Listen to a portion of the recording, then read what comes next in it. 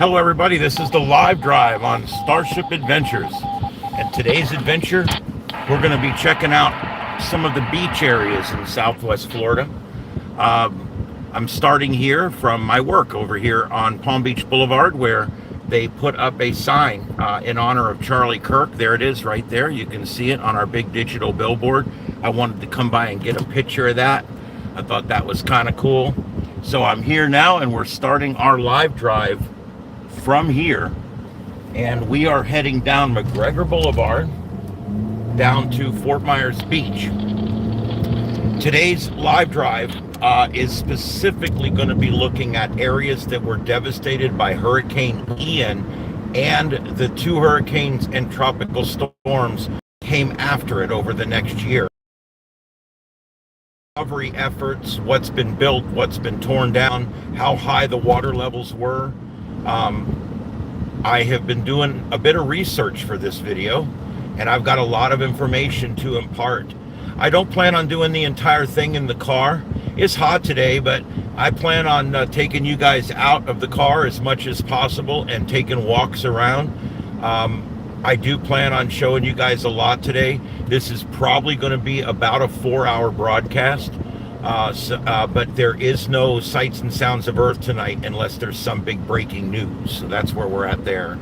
I do expect some folks to be coming in here. We've got the notifications went out and I sent everything out. So hopefully everybody will start showing up here. But it's gonna, I did this on purpose. We're not near the beach yet. We've still got to drive down some of the prettiest roads in Southwest Florida to get there. And so this will be kind of cool because we'll get to converse, to catch you guys up on what's going on in the area here. And then we're going to go through each of these islands. I'm actually going to be driving some of the residential roads. I'm not just going to drive down the highway and call it a day. I'm going to take you on a very in-depth, deep dive. I try to get that camera centered. It actually bugs some people when the camera is not exactly centered in the middle of the car and centered in the middle of the road. And so I think I've got it there. The camera's right in the center of the car and it's shooting down the center of the road. So give or take an inch or two, I think that's about right. Hey Junior, what's up? Welcome in. We are on our live drive. You missed it, but at the very beginning of the video, I'm sitting in front of my work over here and we've got a big electronic billboard, and they put up a memorial on the billboard to Charlie Kirk that's running all weekend. I moved everything around tomorrow so that I can do the broadcast tomorrow. I plan to go on about 12:45. I'd like to go on earlier than that, but I just have a lot to do tomorrow as well. So, but I do plan on getting on by 1 o'clock, and I will stay with the coverage as long as we need to. And then we'll go off and we'll come back for the Sights and Sounds of Earth at 9 p.m. So lots of broadcasting today and tomorrow. All right, we're coming in. There's the big library on the left. I don't know why we still build libraries. I can't really figure that out.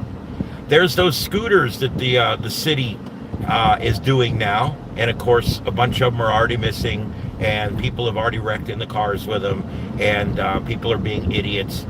I cannot believe that anyone in any place in any world would think that putting scooters on the side of the road like that for anyone to just use was a good idea. What you end up with now is they're all over the roads, they're all over, there's two of them right there. They're all over the roads, they're all over the sidewalk, they're a traffic menace. Look at the old Dodge Power Wagon. Wow. That was about a 40 to 45 model Dodge Power Wagon. Oh man, we had a brush truck just like that with the original flat top 6 motor in it. Oh my God. Those were workhorses. A lot of them were bought by the military back during the war and after the war. Yep, here we go. This is downtown. There we go. 2 scooters just ran right through the stop sign, didn't stop, because they don't believe that the laws apply to them. Go ahead. No, go ahead, dude. Since you're going to walk out in front of me anyway.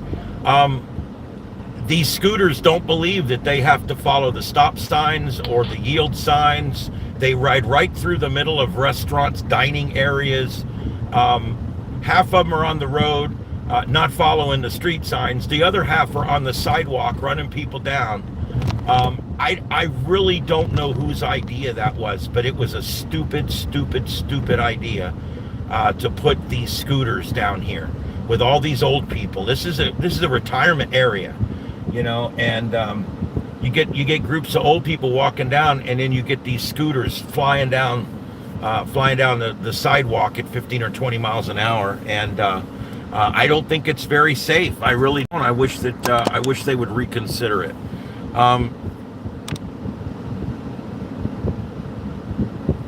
Yeah, I don't know, man. I don't understand for the life of me why people just.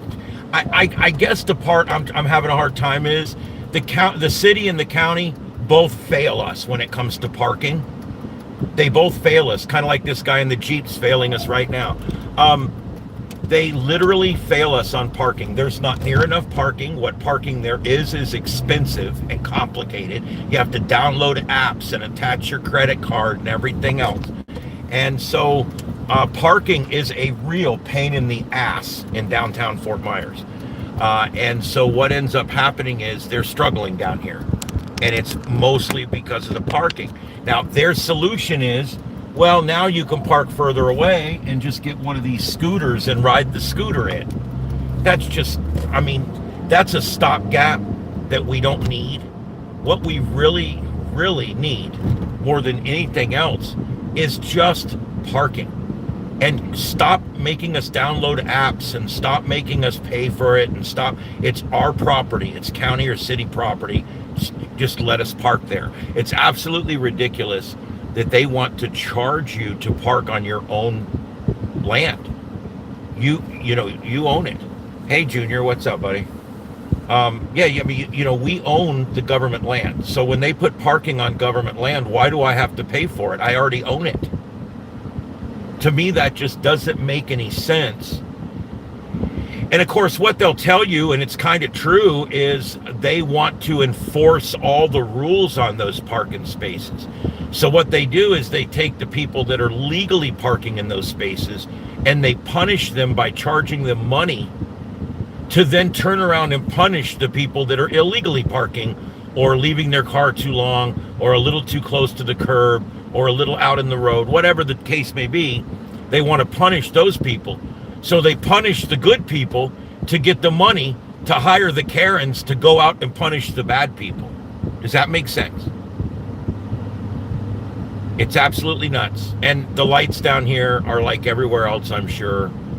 They're all mistimed. And you'll just sit literally for 4 or 5 minutes at a traffic light.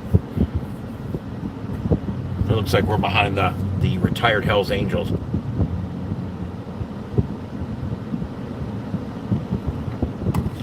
Today, I want to talk to you guys about 3 hurricanes and a tropical storm. Now, when I was born here in 1969, literally 6 blocks to the left in that hospital, I was born there. And see how long these lights are? I mean, there's nobody coming in any direction, but we're all just still sitting here. We're all sitting here because the light is mistimed. The triggers don't work right. The annunciators don't work right. And what you basically have is incompetent city or county workers maintaining the light, and they don't have it set up right. The light should be able to tell when the intersection is clear so it can switch to the next mode. But problem is, after these storms, they put the lights back because that's a priority, but they don't put the triggers, the annunciators, the control systems back that allow the light to know when there's cars sitting in the lanes. If the light doesn't know if there's cars sitting in the lane, they have to turn that system completely off. All it takes is one lane returning error data that's not correct, and they have to turn all the annunciators off. And so what ends up happening is they have to then turn the light over to strictly timing. And by making the light strictly timing, you have to sit there through the whole thing no matter what. And it doesn't matter that there's only 2 cars on the road and they're both sitting at that light. It doesn't matter because you're going to sit at that light because they didn't bother to fix it. And it's really bad now because after all these hurricanes, our lights took a beating down here, and they still have not fixed a lot of those. This is the Edison home. I'm going to slow down just a minute. I'm going to turn this to the right. That is the Edison estate, the Edison home. The museum's on the other side of the road. And then there we go. The next one there, that's Harvey Firestone. I'm sorry, that is Henry Ford's house, the creator of the Ford automobile. And then there's Harvey Firestone's house. He's the creator of the tire, one of the first people that was in the tire business and all that. The three of them all vacationed and lived down here half the year in the wintertime. And because of that, there was a lot of cooperation between those three men. Probably today why every Ford has tires and headlights. There we go. So a lot of very smart people living in close proximity tends to bring things to a community, and that's kind of what we had here. All right, anyway, this is it. They're on McGregor Boulevard. Notice the royal palm trees down both sides. I'm sure you've been noticing that. A lot of these right here were actually planted either by Thomas Edison, or they were originally planted by Thomas Edison and they've been replaced by a nearly identical tree. You can see new ones. There's 3 new ones right there. Those were probably taken out by a drunk. Most of these trees are hit, and believe it or not, they survive a pretty good accident. They'll take a pretty good hit, even though the root system is not as big as you would think in these palm trees. So anyway, he planted many of these, and then over the following years after that, a lot of other people got involved and continued planting them, and they go like this almost down to the beach. And this is one of the prettier drives in the state of Florida, in my opinion. I actually prefer Central Florida in the middle of the state. Beautiful, beautiful. But this is a really nice area here because of the palm trees and everything. Oh, look at snail mail.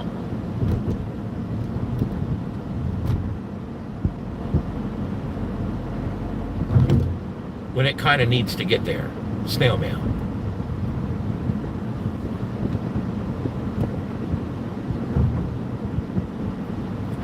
Snail mail, U.S. mail, us-pus, whatever you want to call it.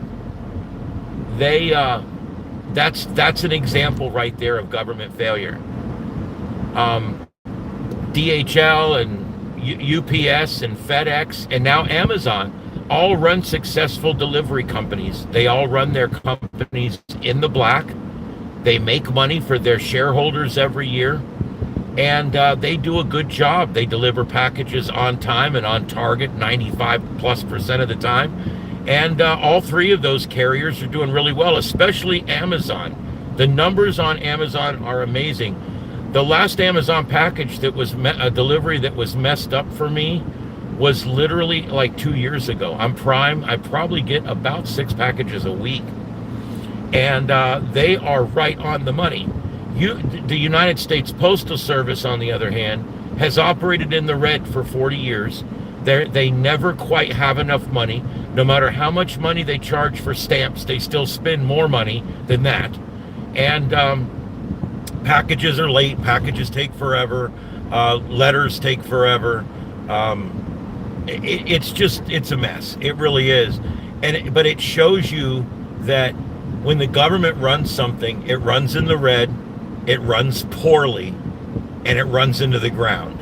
And then it will just keep running because they keep dumping money on it. Even though it's a floundering crap, they keep dumping money on it. If UPS ran in the red for 3 years, they would be out of business. If FedEx ran in the red for 3 years, they would be out of business. And that's why the government's the only business in the world, or in the country, the only business in the country, and it is a business, it's a big one. It's the only business in the country that actually runs in the red every single day of every year, and yet they stay in business. California, same thing. That state's running hundreds of billions in debt or something. I don't know the exact number. And what do they got? They're just in big trouble out there. If California was a business, it would have gone out of business a long time ago. That's kind of what needs to happen, I think. All right, so I don't know. I guess the announcements didn't go out because only 3 people have popped up in here. So that's a little distressing. I hate to think that I was very careful to only put out the 2 yesterday, and I haven't put out any today So this one should have put out an announcement. But it's also not my normal broadcast time, and I have to keep that in mind. A lot of people are busy on Saturday at noon. It's probably the most opportune time of the year to get something, or time of the week to get something done, is Saturday at noon. So I get it, but we're going to do this. People can go back and watch it. And I think I'll end up getting a lot of hits on this later, because it's going to be, there'll be a lot of people that are looking this up by location and by the name of the storms and stuff like that. Yeah. Yep, it is Saturday, and I think that's part of the problem, but that's okay. I don't mind broadcasting for smaller numbers of people. I should have plenty of gas to get through this. Of course, I can put more in if I need to. That's pretty easy. But I don't mind. I don't mind doing it for smaller groups. It's not a big deal for me. So,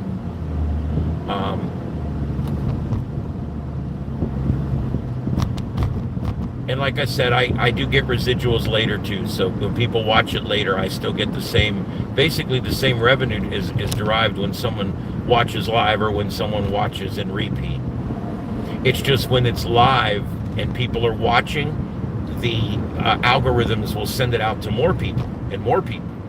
And then if those people watch, then more people, and it becomes, it can grow exponentially where, that's kind of your advantage of the live, is it can flourish while it's live. But I'm very surprised the low numbers I get on these live drives. But again, it's not the thing I normally do, and they're not during normal hours, so I think that's part of the problem.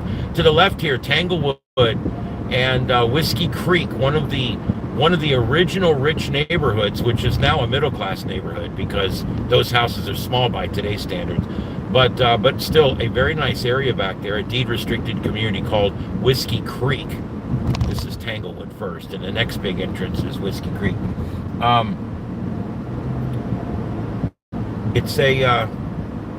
It was at one time, and someone asked where you lived, and you said, I live in Whiskey Creek. That was something. And you probably wonder, where the hell did it get its name? Is it a bunch of drunks in there? No. This little bridge we're about to go over, this is Whiskey Creek. And during Prohibition, that's how they got whiskey up in the Fort Myers. You can just imagine. They went right under this bridge, if it was even here at that point. All right, this is Winkler coming up.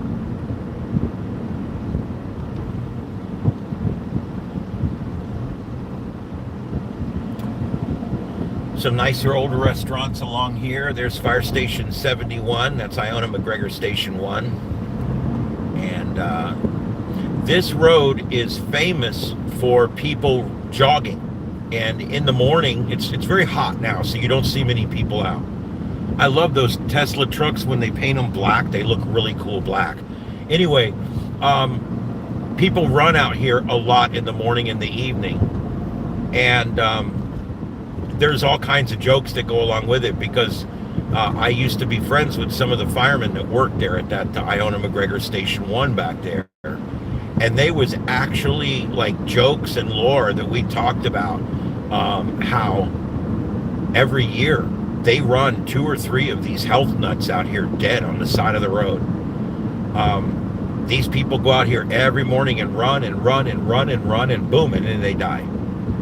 I mean, I know that sounds crazy, and it certainly is not the average. I mean, obviously, most of these people are healthy and they live long, productive lives. But a lot of times when you push your body every day like that, you end up creating a problem with something that was congenital, that was already there. Some of these people die of heart attacks while they're running. It's not that they were out of shape or had heart disease or any of that. It's they had a congenital heart problem that they didn't know about. And the constant pushing finally made it happen, made it rip, made it explode, whatever. And so, 2 or 3 times a year, they run a dead jogger laying on the side of the road out here on McGregor Boulevard. All right, coming up here, this next thing is the Happy Buddha.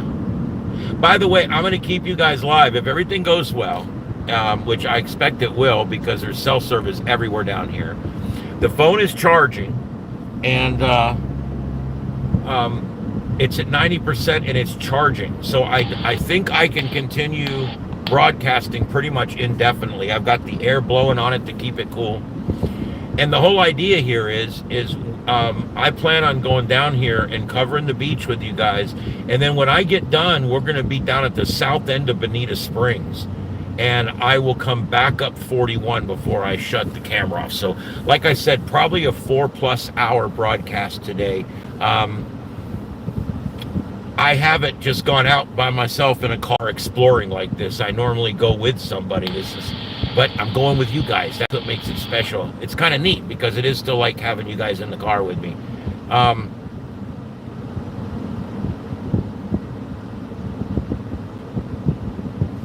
Yep.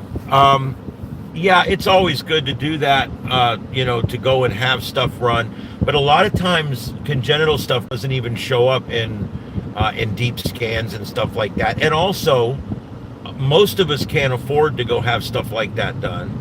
And most of the time, your comprehensive insurance won't cover it unless you have symptoms pre-existing. So that's one of those things where if you have money, you can get that done.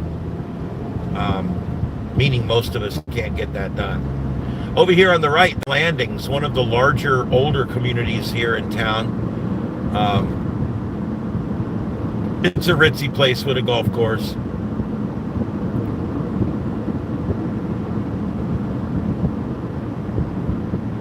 It's been around a while, though.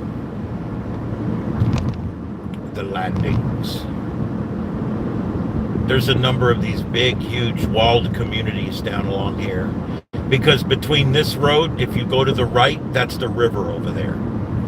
I mean, literally only maybe a quarter mile. So like that community there, the Landings, the whole back of it is on the Caloosahatchee River, which is a mile-wide river at that point. So it's a beautiful view. And the ones up here, there's 2 or 3 more of these up here, and they are all riverfront on the back side and McGregor front on the front side. This is McGregor Boulevard. Kind of a little bit of a famous road here in Fort Myers.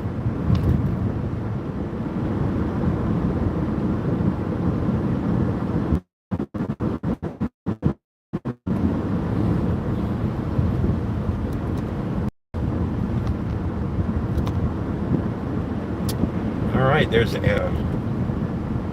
lots of these little communities. Little, they're huge actually, some of them, but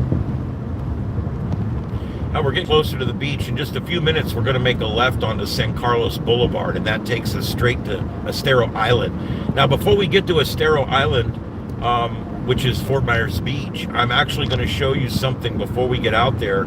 I'm going to check out this area of what they call San Carlos Island.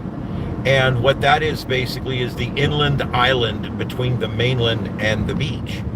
And that island is kind of a working class community for the Big Island. And it was, again, devastated by a 15-foot storm surge.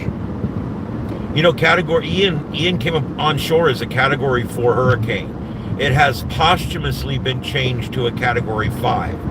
So we were technically struck by a Category 5 hurricane here in Fort Myers Beach, took a direct hit. The eye actually was north of the beach, which put the beach on the dirty side of the storm. And areas like the Sanibel Lighthouse, I may go out and do Sanibel at some point, but it costs like $6 or $8 to get on the island. They actually have a cover charge. And there's not as much to see out there. And lots of rules, no parking. It's a pain in the ass. The biggest problem that we have down here on our beaches, on all of our beaches, is parking. And Fort Myers Beach had a great opportunity here to buy up some land and put up some parking, but they didn't do it. Everything was ripped down, everybody was selling. It would have been a great time to buy 10 different pieces of property and make them into parking lots so that your public has somewhere to park. But they didn't do it. Our downtown area is parking challenged, and so is our beach. And there's really no reason for it.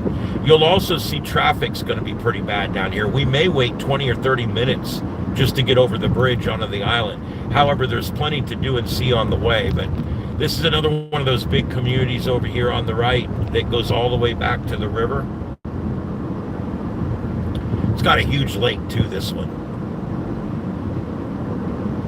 I used to get into all of these. I drove a scan car for a short time for a repossession company. I didn't want to be a repo driver, although I had operated a wrecker before and would have been qualified to do so. I didn't want to. I didn't want to go out there and get shot at while I'm taking somebody's shit.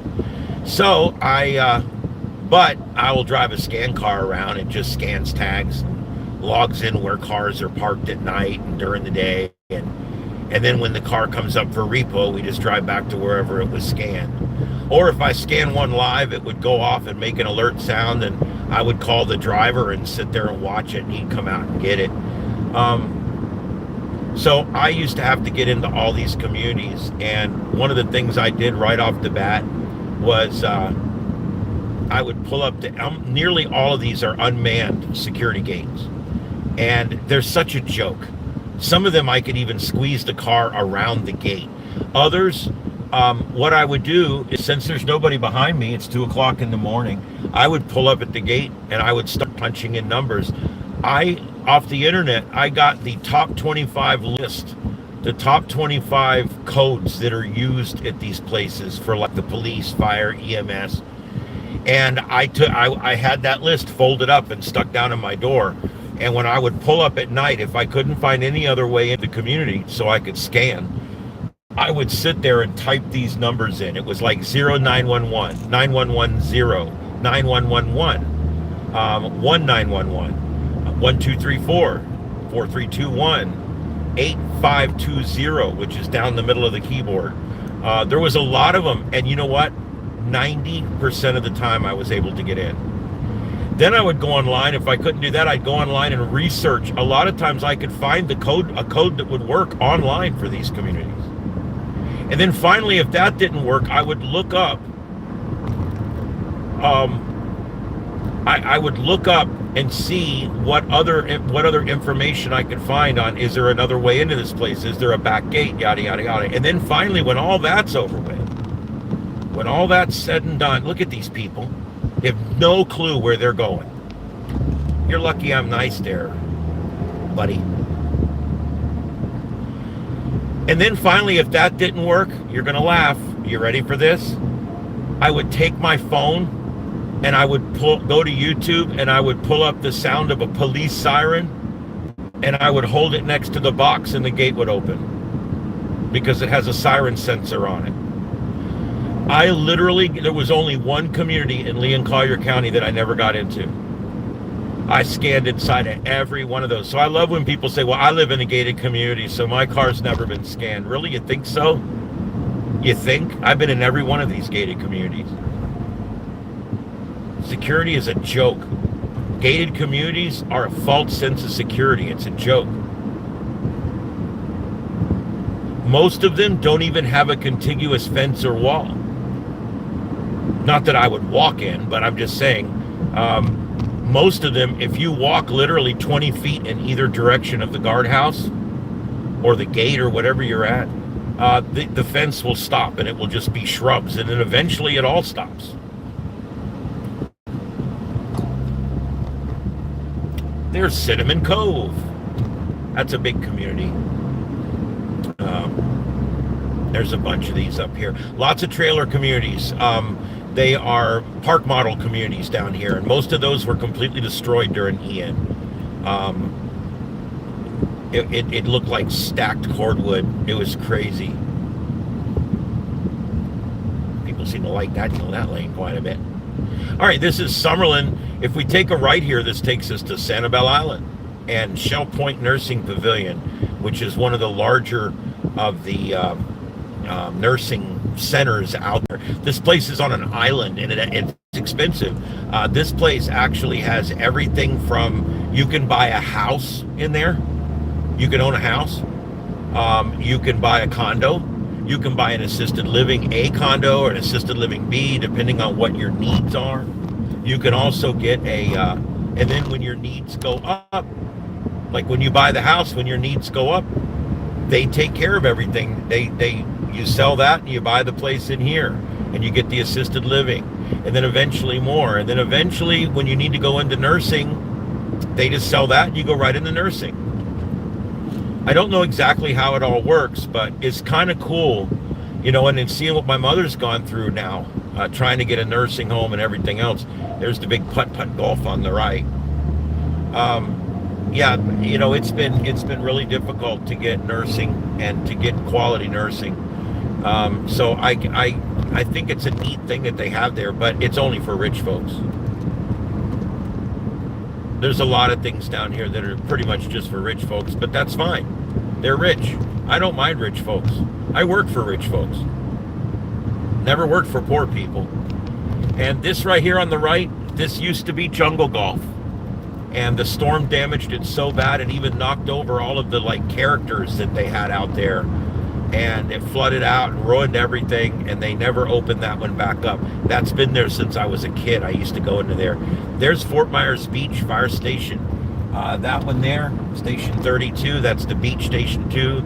And they have another one down here on the beach. That one was heavily damaged by Ian. Ian was, like I said, it was a Category 5, sustained winds of 150 miles an hour. Actually, like I said, that's been revised up. So I think they're at 160 now, I think is the latest. Ian was an unusually large storm with hurricane force winds extending outward up to 45 miles.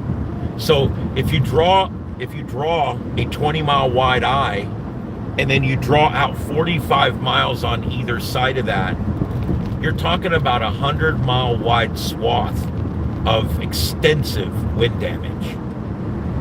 Here's the Boardwalk Caper on the right. This was built in 4 or 5 phases, and it's a very large development there. Now, here, I want to talk about this area right here. I'm actually going to pull in. This is actually where all of the charter boats used to be. And there's still some charter boats here, of course. Many of them have come back and they're back at work again. This entire area was completely wiped off the face of the earth. All the boats that you see here have all been replaced since Ian. Now, they may not be new boats, but they're new for these people.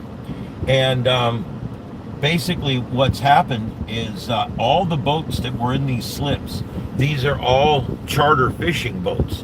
And I'm showing you just a small part of it. This goes on down a ways.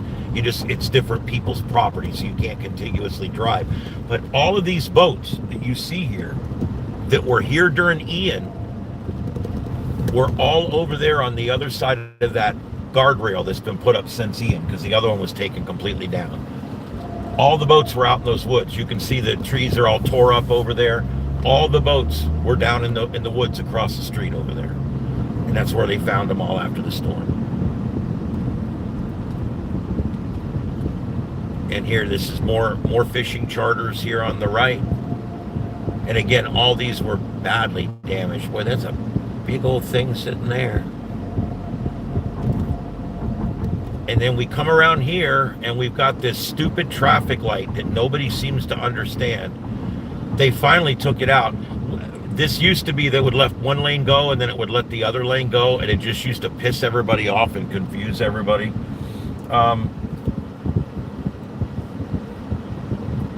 But anyway, this is the beginning of San Carlos Island. When you're right here, this to that bridge down there, this is it. This is San Carlos Island. And I'll tell you what, we'll just take a right since this is taking so long. Let's just take a drive down here. This road where I'm at right now, if my car was sitting here when Hurricane Ian hit, at one point in the storm, the water would be 3 feet above the roof of my car right here. 3 feet above the roof of the car. So many of these houses, like that one there on the left, that little old house there, more than likely that house right there was underwater up into the attic. I mean, you could imagine how incredibly bad that would be if you were in that house. The Lee County, and I'm going to mention this a number of times, Lee County dropped the ball when it comes to evacuation orders. They did not issue evacuation orders. They were afraid to do it because there was a chance Ian was going to go up the coast and hit north of Tampa.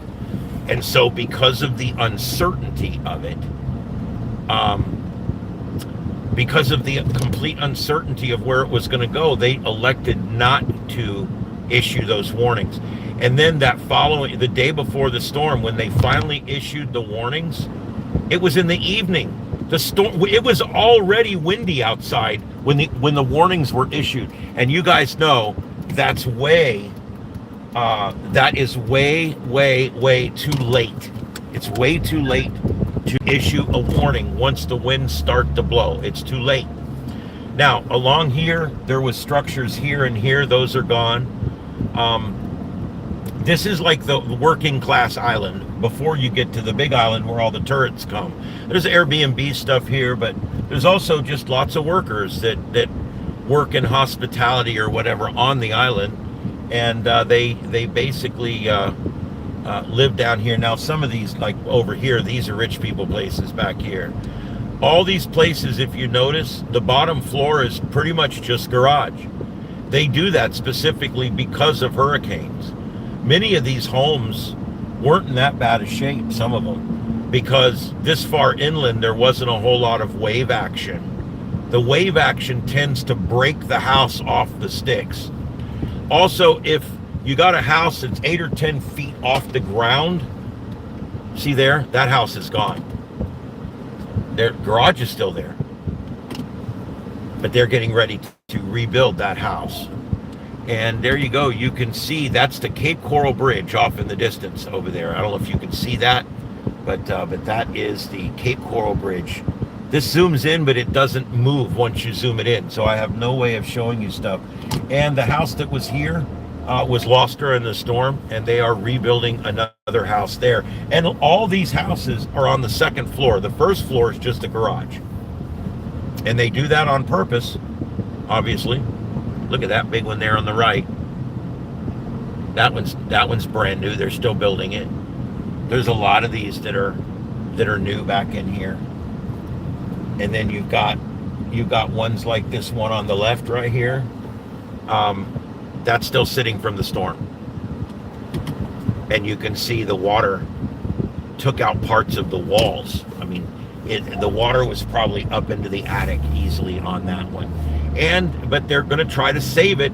Sometimes with permitting and everything, you want to try to save the structure. Other times it's cheaper and better just to rip it down, get new permits, do what you got to do.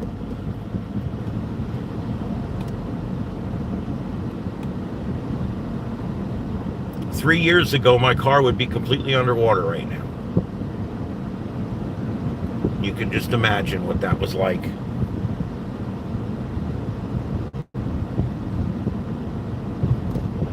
All right, and we're going to come out down here. These are the big marinas. These big marinas were damaged, but they did survive the storm because they're all newer buildings, and obviously were built to withstand something like that. But there was still a lot of damage. Nothing escaped undamaged. You can see how high the generator is up there on the right. That's the United States Coast Guard Station, Fort Myers Beach. United States Coast Guard, Fort Myers Beach Station. And then this is the foot of the bridge. That's the big bridge we're about to go over here in just a few minutes. There you go, right in front there, that blue building, damaged during Ian. It looks like they've put new windows in it. Those windows have the stickers on them. That's always a telltale sign that it's gotten its new windows. But they still haven't got it open yet. We're 3 years post-storm, guys, 3 years. And some of these places are still not open yet. There's one on the left right there, far left of the screen. That one was up on stilts, but it still took heavy damage. And it looks like they're trying to save it. But it's kind of a mess.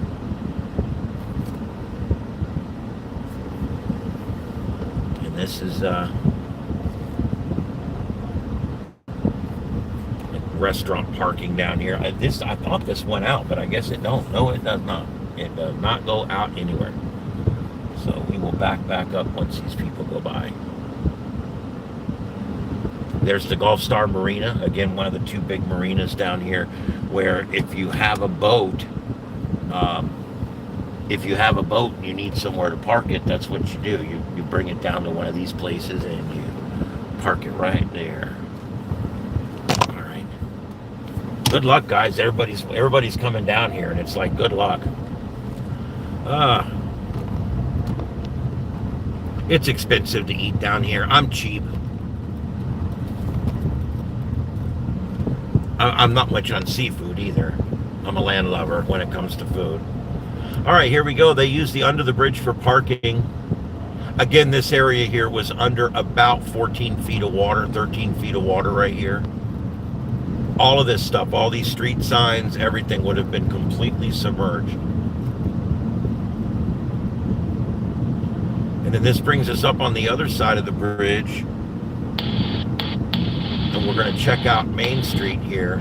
This goes down to one of the largest areas where we saw really destructive damage, because this down here is the working area where all the people had trailers, campers, and modular homes. And here on the right, you can see where they're still rebuilding things. Things are starting to come back. This used to all be built up through here, by the way. All these empty lots on the left and stuff. Yeah, that was a campground. That was an entire campground on the left. It's gone. And here also, there was buildings back there, 6 or 8, 10 cottages back there, just completely gone. All that's left is the blocks. And then here we go. This on the right here, this is the Key West Express. If you ever come down, if you want to go to the Keys, I suggest coming here, getting on this boat, and this boat, I don't know, for like, I don't know what it is. I assume it's less than $100. It'll take you down there, and then you can take the one back whenever you're ready. It's just like a quick trip down and a quick trip back. And it's quicker in the boat. When you drive in the car, it's 6 or 7 hours, depending on traffic. The boat gets you there in like 2 or 3 hours.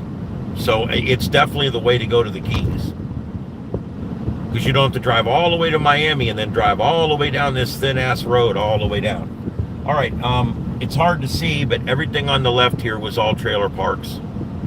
And they're all pretty much gone at this point. And then down here, this is Port Carlos Cove. And what's here has been rebuilt. And I want you to see what they're starting to do with modular homes down here now. Take a look at this. That's a double wide modular.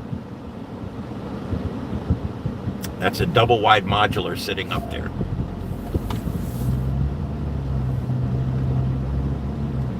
That's what they're doing now, because we've had surge come through here 4 times in 2 years.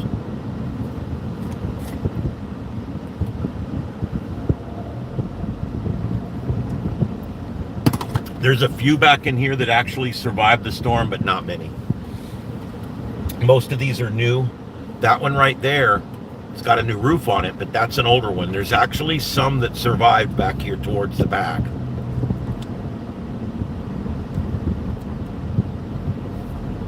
Okay, let me read the chat here. Museums? No, not really.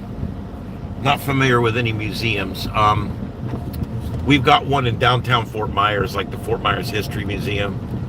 There's not a lot of museums down here. And I'll tell you why. There's several reasons why there's not as many museums here as you find in other places. Number one, this area is not that old. This part of Florida did not even become popular until they invented the air conditioner. Our oldest building in Fort Myers is like, I don't know, like 1893 or something. I mean, we don't have a lot of history.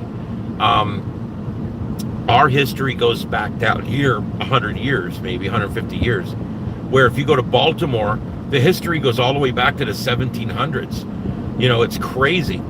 You go to St. Augustine, or you go to St. Augustine, Florida, the history goes all the way back there. But down here in this part of Florida, wasn't much going on down here. It was a real bitch to get down here because of all the rivers, and you had to take ferries and pay money and everything to get down here. And then when you got down here, the mosquitoes were so bad that the malaria was killing people. And so what you end up with is this area did not become popular until the air conditioner was affordable, and became affordable. We're talking like 40s, 50s. And then people started moving here because they could survive the summers. And once the highway system went in, now the snowbird things become a thing. Oh, they are putting a light here finally. I normally don't like traffic lights any more than we've already got, but I've thought for some time there probably needed to be one there. All right, let's head over the bridge. This was Big San Carlos Island that we just went over, and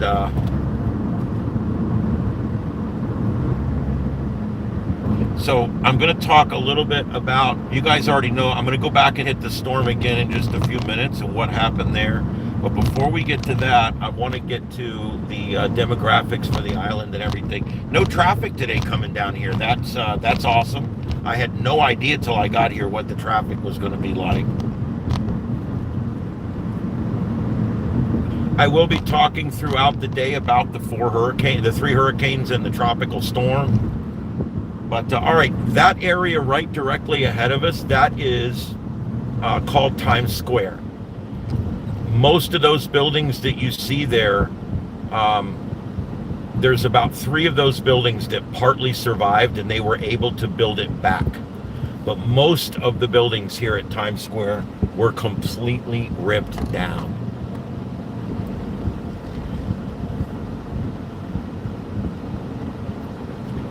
Come on, I got you. The lights don't even work. Look at that, the traffic lights still don't work here. 3 years later, and they still don't have the traffic lights working.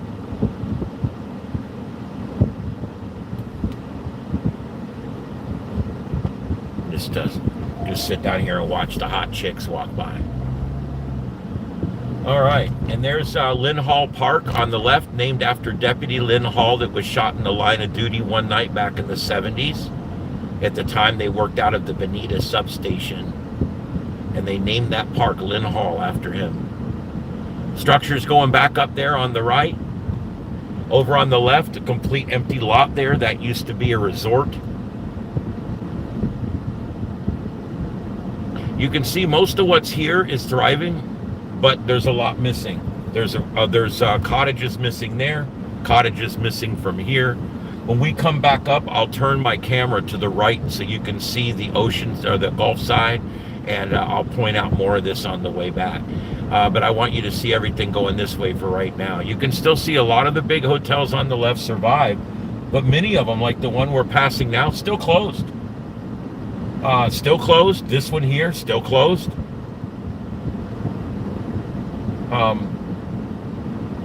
A lot of them have not reopened. It's hard to find contractors. It's hard to find stuff down here. And of course, the county obstructs everything. The city obstructs everything. You would think that after a hurricane, that the county would say, just build your house back the best you can. Nope. They wanted you to go pull every single permit. If you wanted to fix the drywall in your house, you had to pull a drywall permit. And they wanted you to have a contractor. You weren't allowed to do it yourself. So 80% of the work done after the hurricane was done illegally. Buddy Hogan works at the bike shop. Well, there you go. All right, and that's the pink shell we just passed there. And then this down here is called Bowditch Point. This is a county park down at the end of the island, but like all county parks, no parking. They've got a few handicap spots and employee parking over here. And these buildings have never opened since the storm. They're still fenced off. The county 3 years later could not get these bathrooms open back up. They've got porta-johns over here. So see, all the businesses are coming back, but the government, not so much. Everything is really, really slow when it comes to the government. All the government does mostly is instruct you trying to get recovered and then not recover themselves either. It ends up being a real mess. But they still got their guy out here probably writing parking tickets or whatever he's doing. There's your county vehicle sitting there. So there's somebody on duty here. This parking here, no beach parking. This parking here on the left is for this place on the right. You're not allowed to park there and go down to Bowditch Point. And there's a lot of predator tow companies down here that actually have spotters that sit. And if you get out of your car and you walk towards the beach, they'll come and have your car before you touch the water. They'll have your car on the back of a wrecker. It's ruthless. And why? Because the government never provides enough parking. Ever. Did I mention ever? All right, I want to turn the camera this way so that you guys can see. This is the Gulf front side. Wow, that works pretty good. Okay, this is the Gulf side. And look here, there's one there that is still completely closed. They have not opened it back up. That one there, not open yet. This one, most of them are gone. There was 12 cottages there. There's 2 that survived the storm. Here's one, not open yet, still putting it back together 3 years later. There's one that's open for business. There's one with some vacancy. That one's open for business. And that one's closed, still being repaired. Right here, there was cottages that are gone. Then this one is still closed, has not been opened. And then here, there was a row of cottages here as well. You can see the poles where they used to be right there. And then here we go. This one's open. Most of them don't even have signs yet. I mean, you have to look up on the building to see what it is. There's not even any signs. That whole place is gone. They're rebuilding it. This place is not yet open yet. They're still finishing it. This place here, there was a place back there that's completely gone. This place is open. This place completely gone, right there. And then here, there's one open just before we get back to the county park. And then this is, like I said, Lynn Hall County Park right here. I'm not parking. We're just going to drive through so you guys can see what it looks like here. This is a great little park. The beach is a little busier here because there's a public park. There's public parking further down, of course, that you must pay for. Nothing's free. This is where the sheriff's substation used to be years ago. I actually worked that substation. And there's the big government. That thing right there has a bunch of cameras on top of it. So there's your big government always watching. And here we go. This is Fort Myers Beach. I can't park because you have to download an app in order to park, and I won't do it. I just won't do it.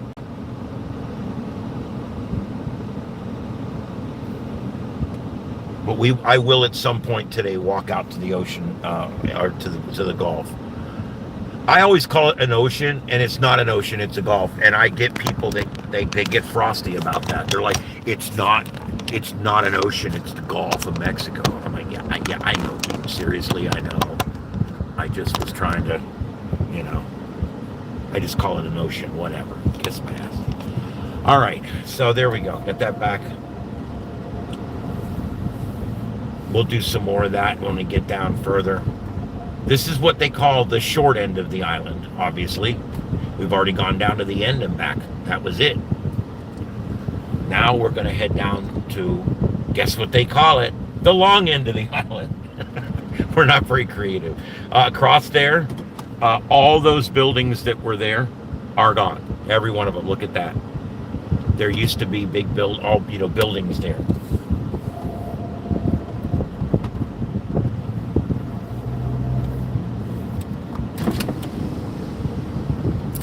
There's the sheriff. They're always out here looking for trouble.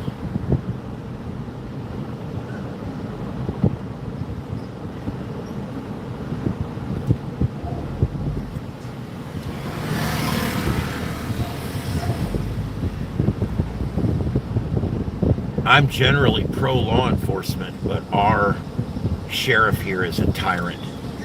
He avoided body cameras up till just recently. And I got the windows down so you guys can hear some of the ambient noise, or the gnats as we call it at work. Gnats is a production term. If you ask, did you get me some gnats? NATS, what that means is natural sound, and they'll play that on or behind different things that are going on. All this there on the right, all that blank spot right there on the right, used to all be restaurants and everything. This was all very built up. Now I'm going to go up and down this road like twice because there's just so much to see. I'm going to take a few side streets here and there, but here we go. That what we just passed on the left, and I'll have to come back and show you from the other direction. But that is the Margaritaville. That's the Lani Kai up on the right. The Lani Kai has quite a history. I'll tell you what, I'm going to turn this to the right. We're going to do one side of the road at a time because that would work better. That's the Lani Kai right there, that blue building. That is like where all the spring breakers come. That's where all the big parties are. That's usually where most of the arrests are made. And it was damaged really bad. It opened up maybe a year later.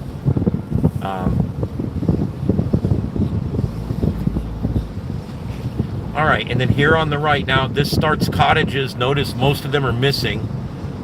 This was fairly dense through here.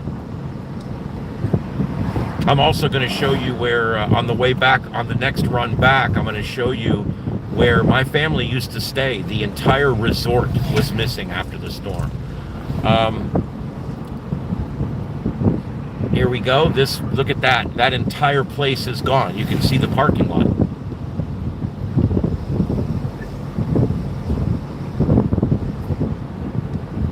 This is Diamond Head Beach Resort. This was a new building, and it survived. The bigger and newer ones both survived. They were damaged, but they survived. There's one that still needs to be rehabbed. There's another one that's completely missing, and another one missing there. More properties missing. This is 3 years post-storm. And I'll show you the other side on the way back because there's all kinds over there of stuff too. All right, and there we go. There's another missing building right there. And you can see they're starting to build one back right there.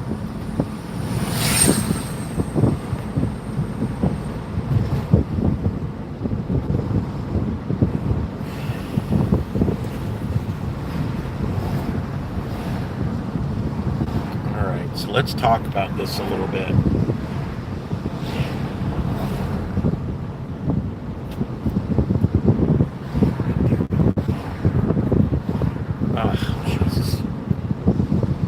Trying to get my screen up. Hold on.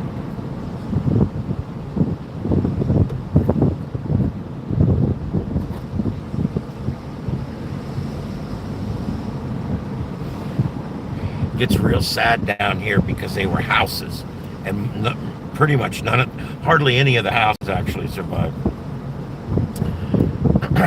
Here we go. This whole area here, this was densely populated right here. And all that's left is the palm trees. Those palm trees were in front of people's homes, in the back of people's homes. This was a condo building here, completely gone. You can see a little bit of the sign left right there.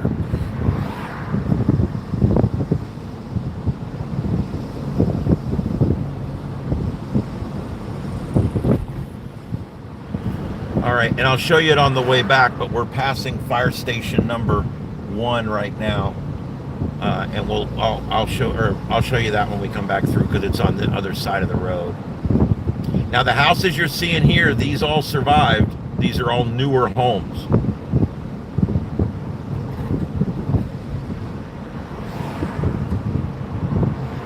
All right, and there you go. There's 3 more empty lots.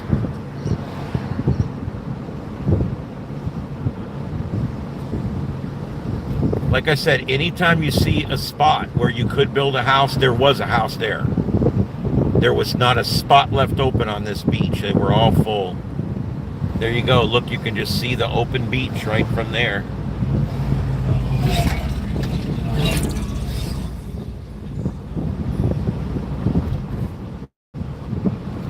There's 4 more lots right there. And notice they're all for sale. The people don't want to come back. A lot of people left and they don't want to come back.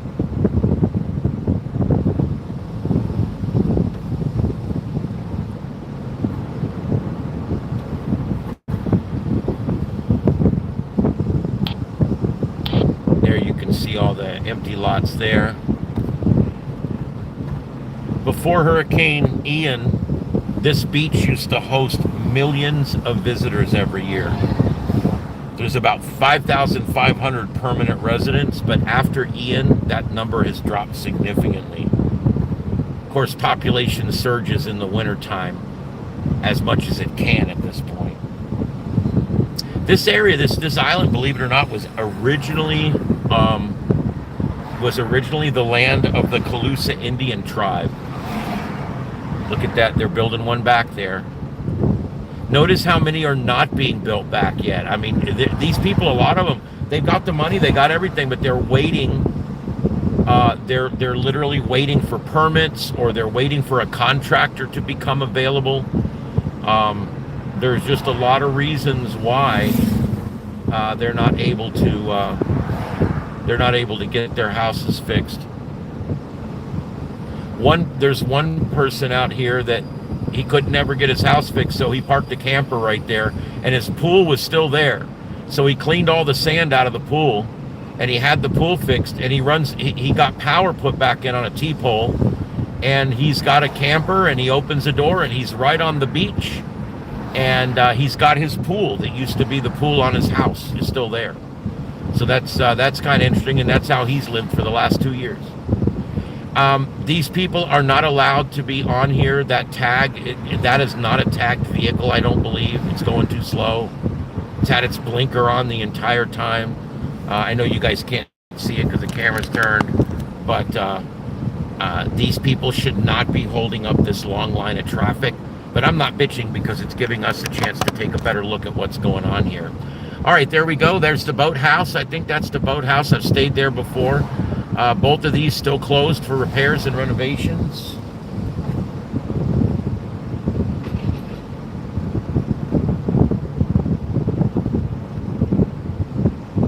These people really should pull over and let people go by, because you can't pass on this road anywhere.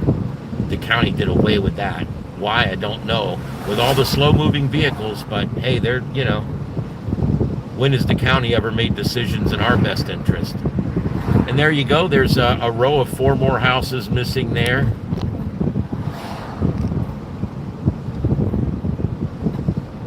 Yeah, Heath, we'll be talking, dude. Not me. Not me, but I'll tell you what, it's not me, and I'll go ahead and I'll pull over and let them go by as well. Go on by. I don't want them people to think I was honking at them, because I wasn't. Look at this. There you go.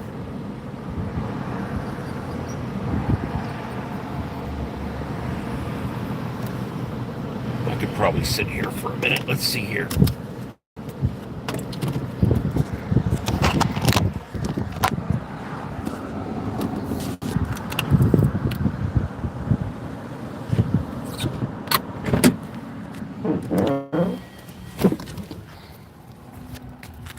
All right, you could see here, everything's completely tore up there across the road. There's been 1, 2, 3, 4, 5, 6, 7 buildings missing there. And there's 1, 2, 3, 4, 5, 6, 7, 8, 9, 10 buildings missing here. And now this lot is for sale. There's the live drive. And there you go. We'll take a little walk out here. Nice sandy beaches. We don't have the best beaches in the world, but they're actually pretty good. I'm just being honest. We don't have the best beaches in the world, but they're pretty good. I mean, I'm sure you can go to Hawaii and find better sand.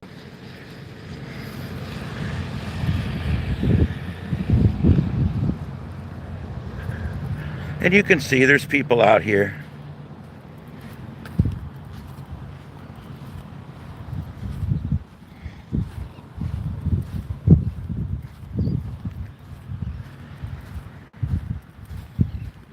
We're literally walking through where people's homes used to be.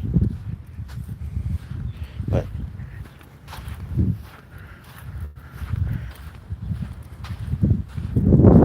nice sandy beach. Lots of sand. Lots of sand in my shoes. And there you go. I want to just show you up and down the beach what it looks like out here. You can see it's quite a view. That's looking back up towards where we came from. And because there's not a lot of places for people to stay out here, and a lot of the places where people stay have been destroyed, what ends up happening is you get beaches like this where here it is Saturday. Now, of course, it's going to be a hot day today. A lot of people don't come to the beach in the heat of the day. It's too much. It's very hot out here. The sand is very hot. The water here can be pretty warm. The sea surface temperatures right now in this area are 86 degrees. So yeah, the water's 86. The sand is 115, and the air is 92. So it's warm. I mean, you gotta. Some people like that though. It's within human body tolerances, of course, but it's not what I like. I'm an air conditioning kid. My mother still to this day, she's 81. One of the jokes she loves to tell is when we were kids, if I did something wrong, or if my brother did something wrong, she would ground him to his room. If I did something wrong, she'd make me go outside. That's one of her jokes, but it's true. It's actually true. I wanted to be in my room with my electronics and my stuff. I was a bit of a recluse. I had several good friends, and that's what I like to do.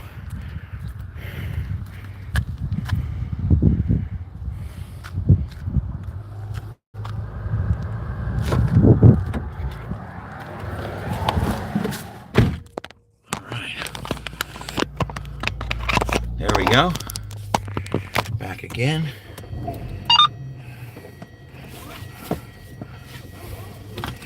Yep, this island started about 100 years ago. People started finding it, and they started wanting to come here, and they put the road down and everything else, and it became quite the thing. And it went a lot of years without a hurricane. I've lived here my whole life, and I never had a hurricane here. The last hurricane we had the whole time I was growing up, everybody kept talking about Hurricane Donna, Hurricane Donna, Hurricane Donna. And I heard all the stories. My mom rode Hurricane Donna out. They were under hurricane force winds for 30 hours. They got the eye. They had to switch houses during the eye because of the dangers of these big Australian pine trees and things like that. It was something else. But then since that great storm in 1960, there has not been another strike on Lee County until Ian in 2023. Two. So when people say you've had 4 floods and 4 major hurricanes and all this kind of stuff in the last 3 years, yeah, but you know what? If you take it on a 100-year average, we get hit by a bad storm about every 25 years, maybe every 20 years. It's not as bad as you would think. My entire growing up, I never missed a day of school. We never had a snow day, obviously. We never had a hurricane day, a storm day, a no power day. I went to every single day of school that there was. We never got a single day off because of something going wrong.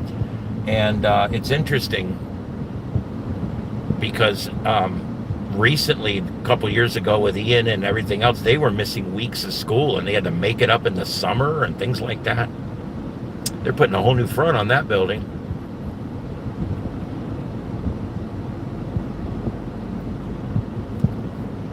Now, as we go south on this beach, the tidal surge was not as bad.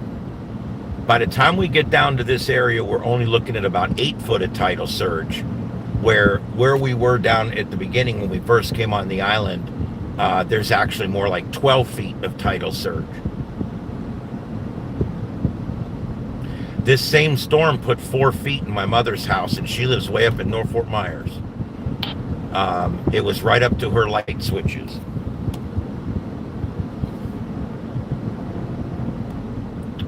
And here's the 7-Eleven, which they got back in service. Look at that.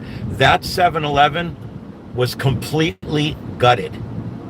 All there was 2.5 walls, and the refrigerator unit was still in the back.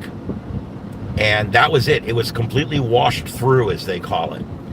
And they've got it back going again. Now, the other 2 7-Elevens are still down. Palermo and Estero, and also Mid-Island are both still down.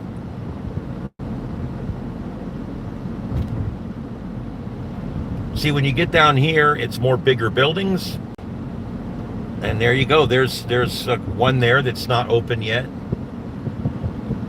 But these are bigger buildings. They did a little better surviving the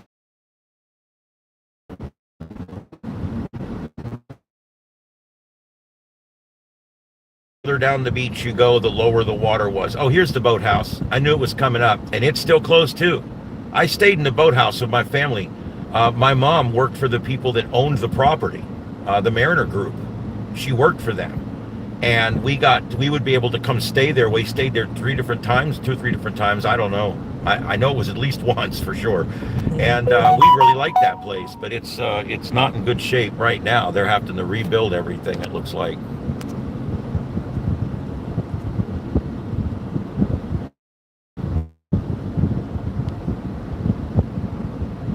All right. There, that one's still not open yet. So you can see 2/3 of the beds on this island were out of service, or out of service now. There was hardly anywhere you could stay the night on this island. Look at that place there, lots of damage. I don't know if looks like they're trying to get that one still fixed up.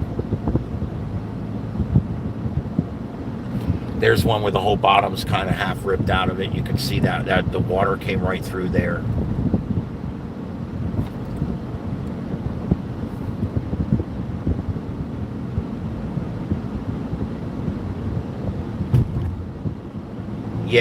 Yeah, I've heard those beaches up near Pensacola are pretty nice.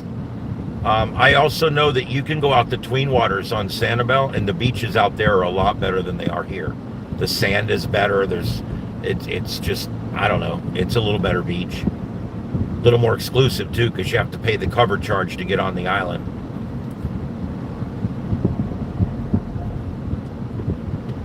And here we go. They're building the new bridge. I guess we'll go over and come back. See, look at that. They're building the new bridge.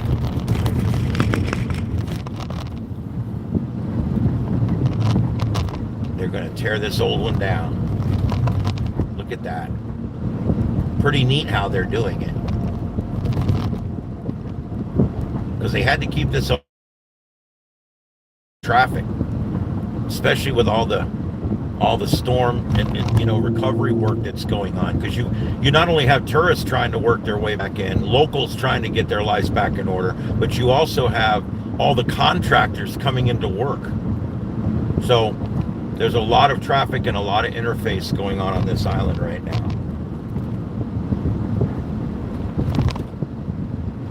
Okay, I'm going to turn around here and go back, because I want to go down and back again. There's so much more to see. I'm going to do some side roads and stuff too.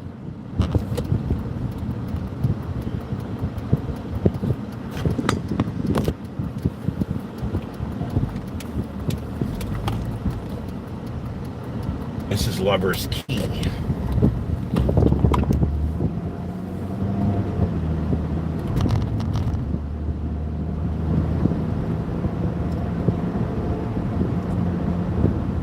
They literally had to build this bridge to accommodate this bridge while they're building that bridge, and that's why you can see down here they're actually like saving the last little bit of this big bridge till they can tear down part of this bridge.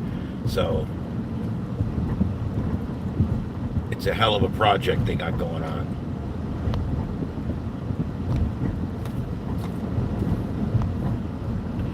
Ian produced a 15-foot storm surge on Fort Myers Beach, and about a 15-foot storm surge on the south end of Sanibel Island. Entire neighborhoods were swept away. Buildings leveled to slabs. There was so many of those. Over 90% of the structures were damaged or destroyed on Estero Island, which is this island we just came back on. Wooden cottages and older motels were just completely obliterated. There was 40-room hotels, and it took the whole building down because it was a wooden structure. It was before they were building these big concrete structures. This has created like a tourism collapse for this area. Hotels, bars, restaurants along Estero Boulevard were all destroyed.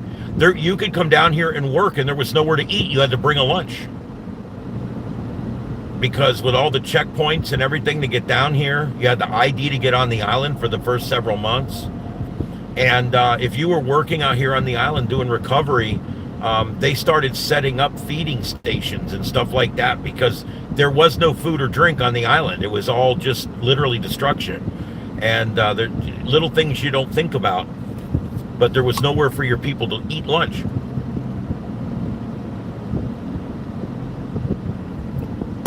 All right, I'm going to turn the camera to the right. This is the mainland side. And you can see everywhere there. Many of these houses like that one there, it looks like they're going to fix it up, but I don't know. I mean, they're still waiting on permits. They're still waiting on insurance. I'm not sure. This place here has not reopened, still closed.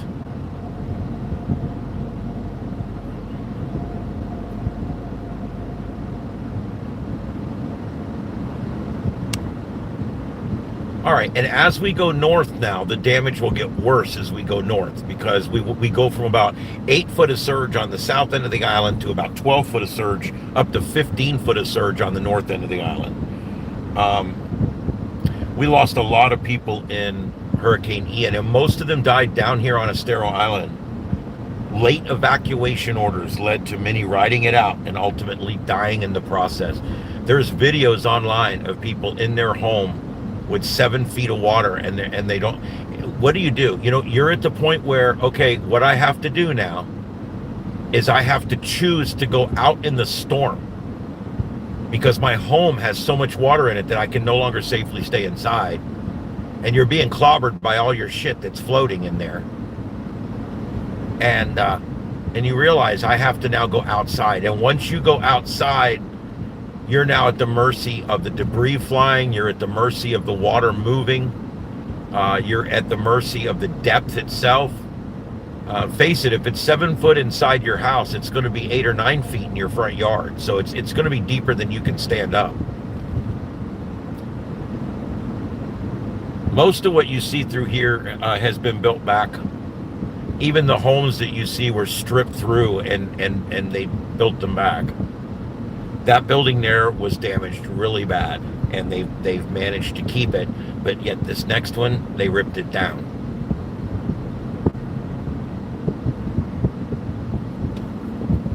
This one here was completely open through the bottom. That's Town Hall, by the way. And it was completely open through the bottom of it. The government out here, it's a small city, Fort Myers Beach, it's a town technically, and it's a mess. Corruption going on. There's people trying to oust other people right now, and people aren't doing their jobs, and it's a big mess. All they tended to do after the storm is obstruct the shit out of everyone. I don't know why government was originally designed to facilitate, not to obstruct. And now they don't facilitate anything, but they obstruct everything. Everything you want to do. You want to buy a new car? You got to deal with the government before you can drive it on the roads. Do you want to build a house? You got to deal with the government before you can build it. And it has to meet all their standards, and it has to be everything else. Your home, if you want to take a wall in your home and move it inside your home, you have to technically pull a permit for that. and they wanted everybody to go get contractors. That's the only way you were allowed to fix your home, was if you used a contractor. Well, guess what? There was no contractors. Every contractor in the world came out here and got these big places on the beach. Nobody wanted to rebuild 3-2 standards down in town. And so there was no hope of even getting. There's still homes waiting to be remodeled in North Fort Myers. Still waiting on contractors and permits, still, to this day. The county and the city and the town of Fort Myers Beach have done nothing to help put their communities back. They have been the biggest obstructionists that they could possibly be. Code enforcement, it's taken months to get permits returned. Look, if you're overwhelmed, let people off. Why? I don't understand why we have to keep, well, you got to pull a permit for everything, and you got to get contractors, and you got to have your permits approved, and you got to have your plans submitted, and we just had a major disaster, and they were still playing the game, because that's how they make their money. That's power, it's control. I personally don't pull permits. I don't pull a permit for anything, because I think it's ridiculous. If I get caught, then I pay for the permit. And that's what most people do here, because there is no penalty or fine. If you get caught building something without a permit, they write you a thing. It says you have 10 days to come get your permit for what you're doing, or you're going to be in trouble. So then you pull the permit. That's all. The government is something that's best gotten around.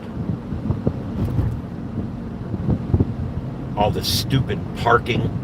Every parking spot on this island has one of those QR codes, and you have to scan, and you have to pay $2 or $3 an hour to park there. Some are $5 an hour. I won't come here. I won't come here. Why? Not because I don't like the beach. Not because I won't come here because of the parking. It's always the parking problem. There's 3 more empty lots. And these were empty lots, but they're building these back. There's 2, 3 in a row right there that were just built back.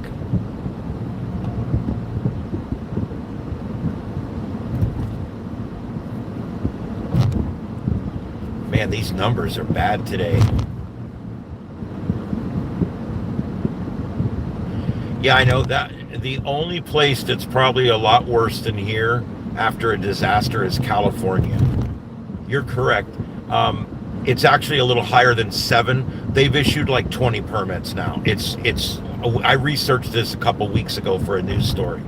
And California, LA specifically, LA County, has not issued but just literally 1% of the permits that have been requested. And here we are coming up on 6 months or a year after the wildfires. And why? Why would you not be facilitating this? Why would you not be rushing, to get this done? But no, not so much. They really just don't care. There's the phone company switching building. It was destroyed through the inside. There's the 7-Eleven, or where it used to be. We're getting down to the part where we're up into the 12, 13, 14 feet range here. And you can see there's all pads. Look at that. That used to be Pink Citrus Mobile Home Park. And all it is roads. That was all trailers. That's where all the workers worked and lived. All that back there to the right was I said Pink Citrus. I said it wrong. It was red coconut. Red coconut. Color tree. I screwed that up. Pink Citrus is on Pine Island. They had heavy damage there too, but that's a different story for a different day.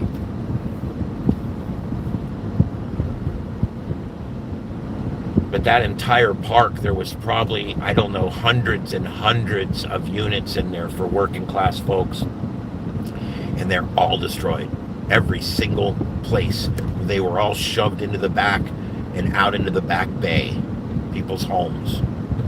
Look at this here. These are all being rebuilt. Look at this. This is one of the spots they're recycling sand. what they've done is they've kind of, I think they're done with it now, but they actually drove vehicles down the beach and they were sifting the sand to get all the debris out of it so it wouldn't cut up our tourists' feet. We actually go and pump sand onto our beach so we have nice beaches when the tourists get here. Here, these are all missing here too.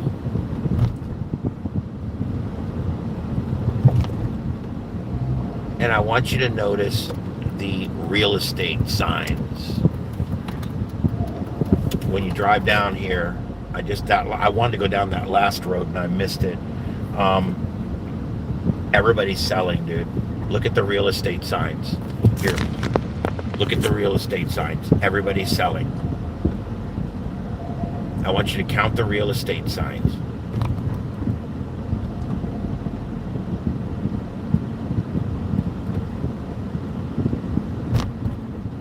It's a bit scary. These people all went through it. They don't want to go through it again.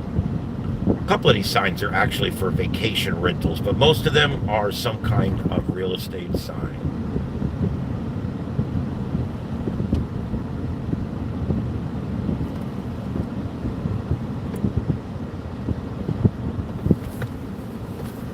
Here's a good shot of the back bay.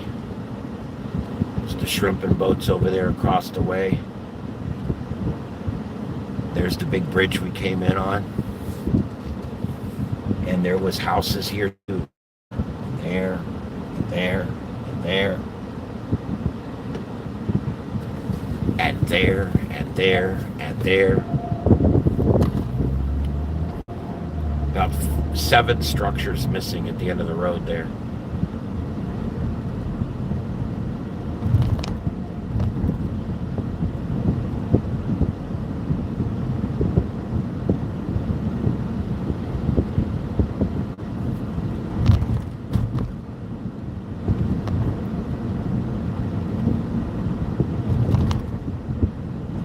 Yeah, there's a lot of for sale signs. That's kind of the big thing down here is everybody wants out. A lot of these places, they're selling the place and they're just wanting out of here. They don't want to deal with this anymore. They don't want to be here for the next storm. Had they issued those evacuation orders 12 hours sooner, we'd still have over 100 people walking with us, I think, or 50 or 100 people still alive with us today. But our county really dropped the ball. They really, really dropped the ball. We were in the cone. We should have been evacuated. All right, so anyway, let me turn the camera back to the side again so you can see the just that side there. That building has been pretty much destroyed. You can see it's been blown straight through. But it's still there, which means they're trying to save it. And then this lot over here, that's what used to be in that store. They're actually over here in a temporary building right now.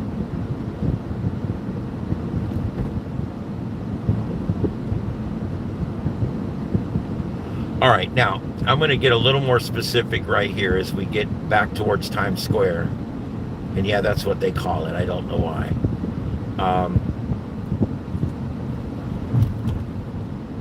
Beach bars. This over here on the right, this is parking. This was not a building. This is parking for the Lani Kai. And then look at that. They're forming something there. They're building a whole building and a form there. Wow, I wonder what the hell. That's going to be a brick shit house right there. All right, this is Palermo and Estero. The reason I show you this is that, oh, well, that's probably the 7-Eleven. That's where the 7-Eleven was. I don't know. This was the Palermo and Estero 7-Eleven right there.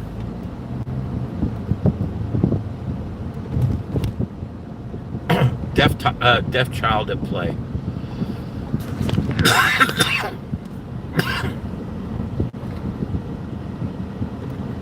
There's several new structures here that have been built in places where something was tore down.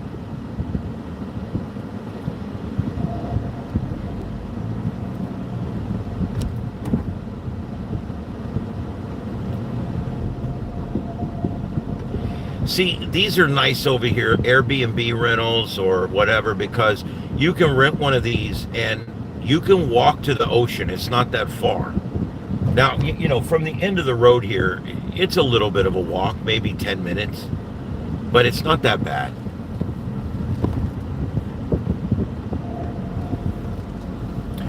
There's a school down here they didn't want to open. They didn't want to reopen. But now they're talking about, I think they're going to go ahead and redo it now and reopen it. I think that's where we're at right now with that. That was the Fort Myers Beach Elementary School. It was in pretty bad shape.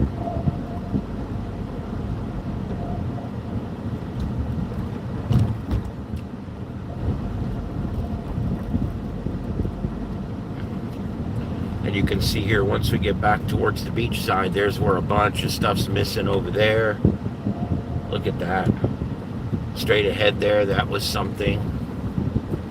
And then these are all brand new. Brand new, brand new, brand new.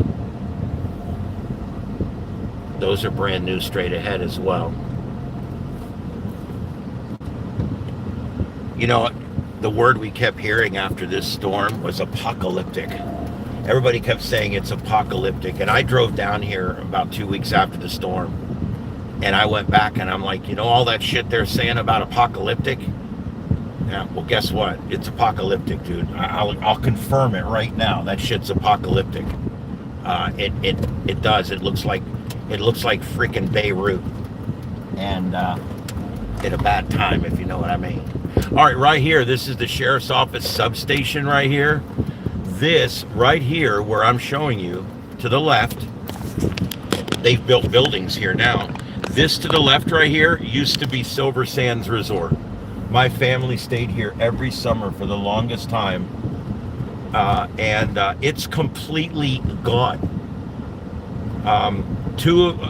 3 of these 4 structures on the left are all brand new, and that one's still being built. And there's one missing there. And see, most of these, they're all lifted up. And a lot of these, even though they're lifted up 8 or 10 feet, they still had water inside. That's why a lot of the times the ones that are actually missing, they're missing because the water came up so high. What it does is it lifts the house up off of the supports. It literally rips the house up off of the supports. And the house basically floats away. Even a house floats for a short time. And the house literally floats for a while and then eventually sinks, and that's where it lays, or it breaks up completely.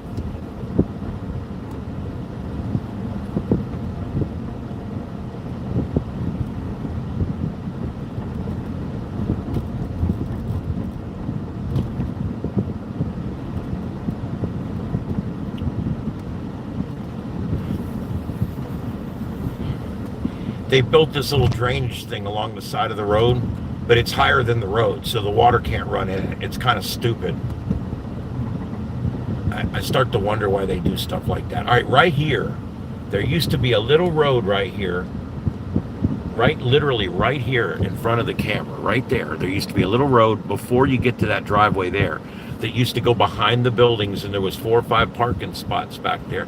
We used to stay in little rental cabins, little single rental cabins that were right along here, and we could park in between them. There was just enough room in between them to park one car, and you could walk this way or you could walk into the middle, and in the middle there was a pool and a big huge pool area. It was beautiful, and it's gone. There was not a single piece of that structure left other than the swimming pool. That was it. Nothing left but the swimming pool.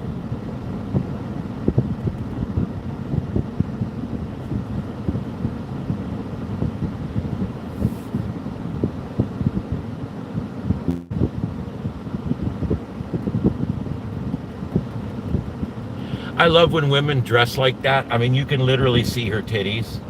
You can literally see them. You could see the areolas and everything right there. And yet she shot me a look like, what are you looking at, asshole? I'm looking at your tits is what I'm looking at. Look at them. They're out. They're for viewing.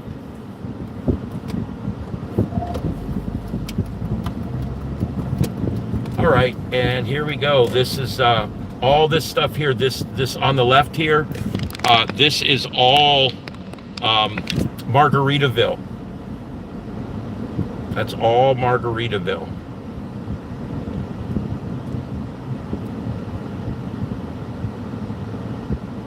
This on the left up here, these buildings here actually all survived the storm. I had friends that stayed in here a few times. It's kind of nice. And then down here, you're kind of under the bridge. You can see there's several structures missing there on the left. But a lot of this stuff down here actually survived. I was down here with family about a month ago, and we ate in this place here on the right, Matt Lachey on the bay. We ate right there, and it was good food.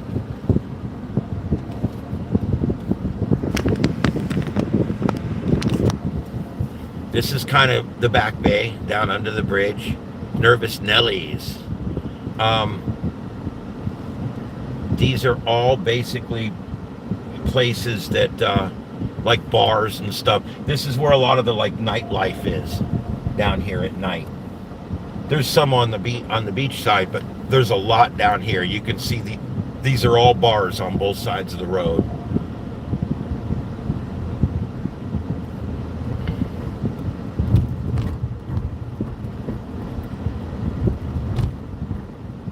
And then we're coming back up towards that Lynn Hall Park again, where that cop was sitting.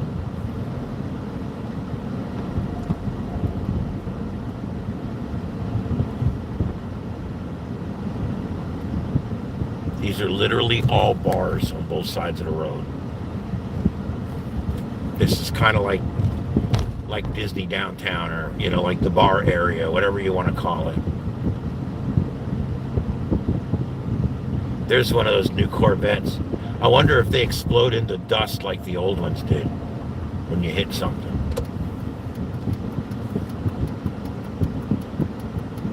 That cop is still sitting over there. Oh, we got a fire truck over here. I don't know. Oh, he turned his lights off. He had his lights on. I don't know what he's doing. But when you're that big, you get the right away. I'm just going to go this way. I'm just going to go this way. Get out of everybody's way. I wasn't going this way, but I'll just go down here and turn around and come back up. They got an ambulance back there too, so something's going on.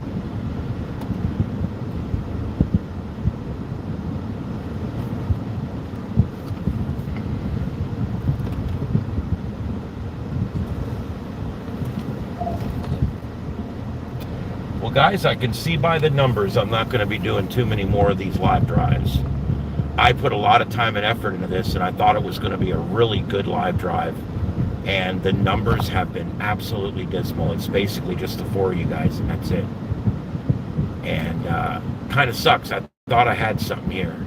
I'm trying whatever I can try to see what people are interested in, but I guess they're not interested in touring places in a car. So that being said, I don't know how many more of these I'm going to do. I'll go ahead and finish this one for sure. But I don't know. I'm kind of beside myself that this. I even put out all the notices and the notifications. I supposedly went out. I don't know.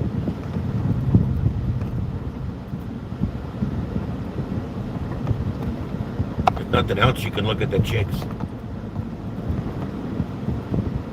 That used to be popular.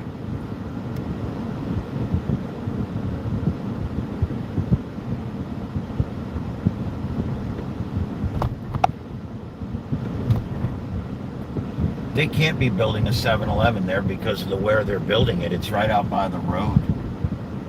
Maybe 7-Eleven gave up that property and someone else is building something. Or maybe it's a new design and they're putting the pumps on the side or no pumps at all. That 7-Eleven right there, this is gonna laugh, you're like, back when I was a cop in the late 90s, we were standing there and I was talking to somebody about, I was in that 7-Eleven at Palermo and Estero, and I was talking to the beer vendor guy. He was standing right there. I said, man, this one keeps you busy, doesn't it? And he says, you want to know something? I said, what's that? And he said, this 7-Eleven right here has sold more beer than any other single location that we distribute to in 12 counties. I said, you're kidding. He goes, nope, Palermo and Estero, it's our biggest seller. He says, this place literally sells more beer than any other convenience store in 10 counties. I was like, holy shit. And it's true. Back then, there was 100 condos within walking distance, 100 buildings, and that was the only real 7-Eleven down there. That was it. It was the only place you could go buy a beer or whatever. There was 3 others, but they were a walk the other way or a walk the other way, so that one got real busy.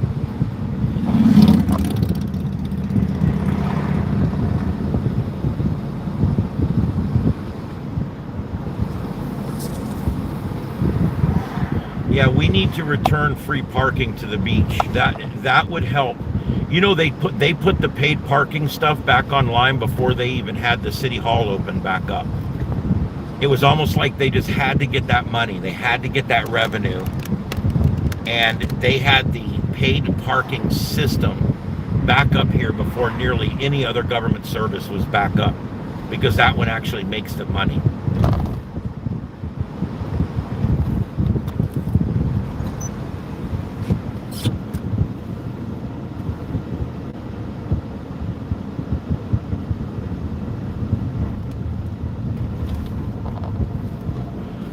Oh, man. All right.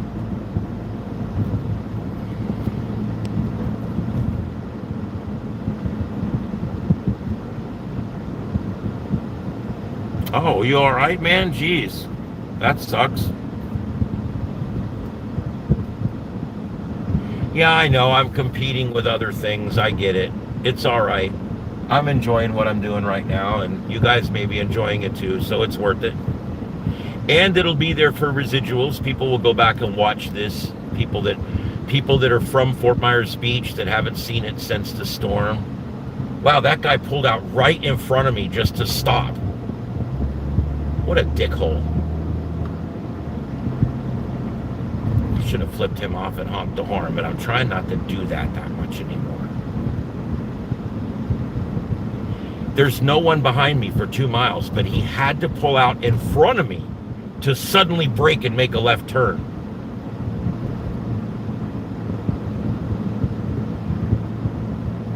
Okay, so once we get back to the other end of the island again, and you guys have seen down both sides now, we're going back down through the middle here. Once we get down to this end, what I'm going to do is we're going to go back over that funky bridge that they're building here in just a minute. Once we go over that, yeah, the ER is never fun, I agree. Because down here in season, you could wait 12 hours to get treatment. And all they'll do is keep telling you, we're busy, we're busy. Stop saying we're busy. The truth is, you're understaffed. The truth is, this is the same number of people that come in here every day. The truth is, you're in season, and you know how busy it's going to be, and yet you come in here with an insufficient staff every single day and keep telling people, oh, we're really busy today. Stop saying that. You're understaffed, underprepared, and in many cases, underwilling.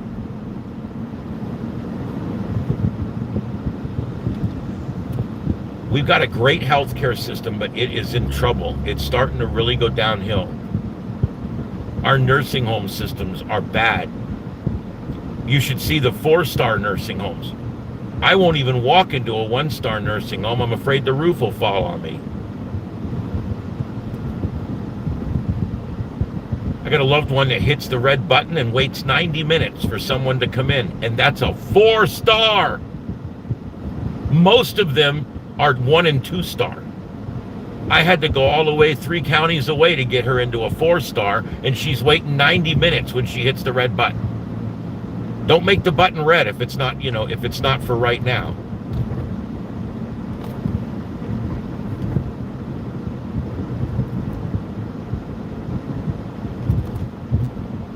Well, I'm glad to hear you'll be all right. I try to avoid them, but, you know, I went into the Cape Coral emergency room here one day with bad chest pains. I was having angina pectoris. I was under a lot of stress. I was having shortness of breath, and my blood pressure was elevated. And there's a very good possibility it was a heart attack. And so I had family drive me into Cape Coral Hospital, walked into the ER, checked in, told the man I'm having chest pains. They took my blood pressure. They checked me a little bit here and there, right? But out in the lobby, I never went in the back.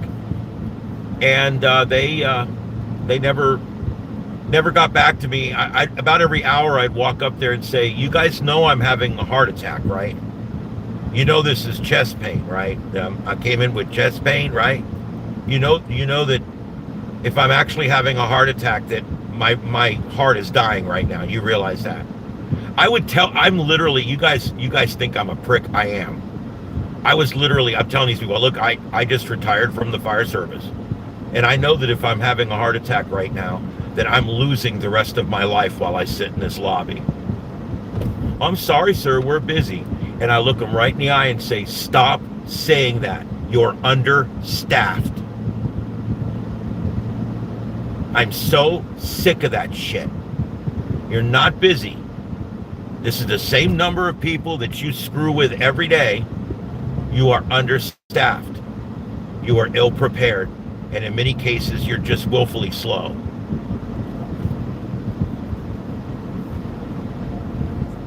After 5 hours, I got in my car and left. I'm like, well, if it was a heart attack, I would be dead. And I didn't even check out with them. And then they call my phone. "Sir, we were ready to take you in the back." I'm like, I left there 2 hours ago. It's been 7 hours now. I told her, I said, if I was having a heart attack, I would be dead. Therefore, I used that logic to do my diagnosis, and I went home. I figured if it's something major and, it's going to kill me, well, I would have been dead just sitting in the lobby all that time. So I left. And I told him, I said, "Your hospital's disgusting. You guys suck." And I told him exactly what I think. I said, "You guys don't care about me. You don't give a shit about me at all." I'm telling him on the phone, I'm a retired firefighter EMT. I was an A1 priority. And you guys let me sit out there for 5 hours. So I went home. "Well, why don't you come back and let us check you?" "And wait another 5 hours? Are you kidding me?" I filed a formal complaint, never heard anything back. Now, I went in that hospital with a gallbladder attack 3 years later, and they treated me wonderfully upstairs. Even the ER was decent. So it's one of those things where it's hit and miss. I'm certainly not negative on healthcare. I mean, we need it. I'm a little down on the fact that everything's gone disposable, and a one-night stay in the hospital is now like $3,000. You ever notice when they walk in, before they'll even give you the medication, they have to scan it first, because it's just like Kmart or anywhere else. They gotta scan the product so they can make sure they charge you for it. Every one of those little things, they scan the little needle, they scan the little heparin lock thing, they scan the IV bag and the tubing, they scan the medicine that they.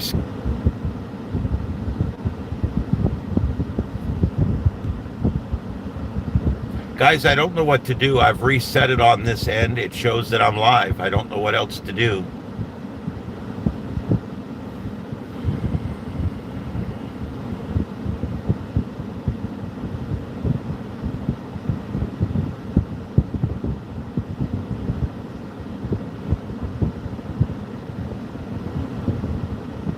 Well, I have no idea what's going on, guys. I just did all of Bonita Beach, and I don't think anybody saw it.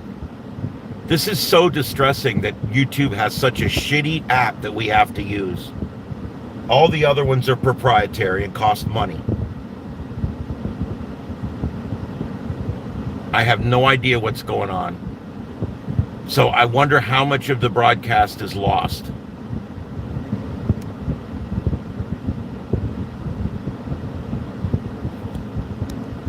Wow. Just you and me, Junior. I give up.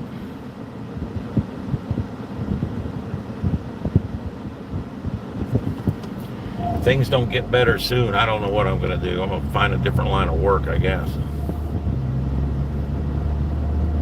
I kept thinking, you know, we're 17,000 subs now, and the best I can muster is 3 people. I definitely think there's some shadow banning going on with YouTube for sure. But there has to be. I mean, what other explanation could there be?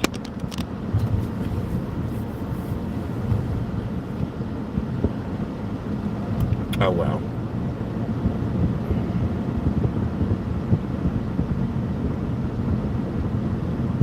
There's a Pelican mailbox.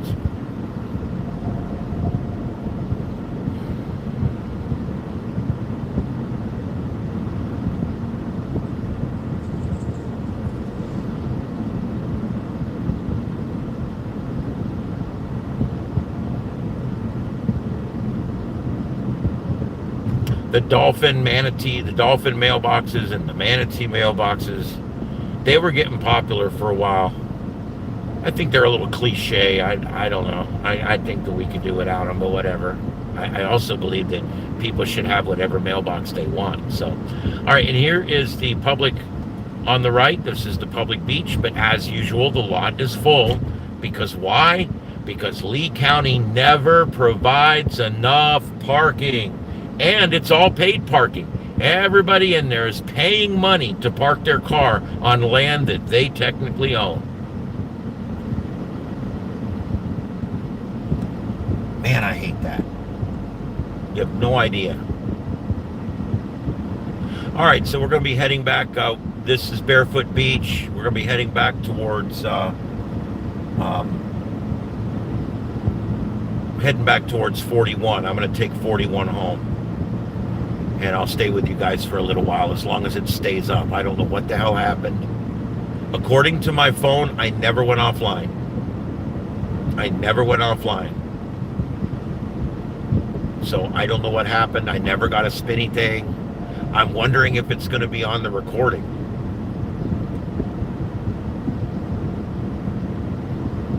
I don't know how it booted you guys off, but the broadcast was still going. I don't understand that.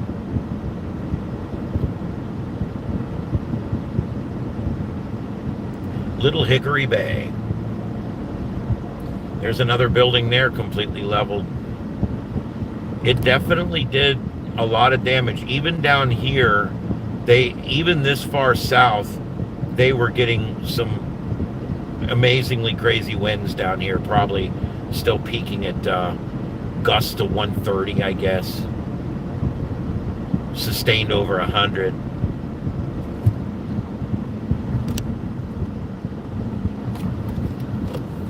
This is a big tourist spot for pictures. You want to know why? Can you imagine why this place right here, this little dumpy place, would be the best place for pictures? Well, it's probably the sign on the wall.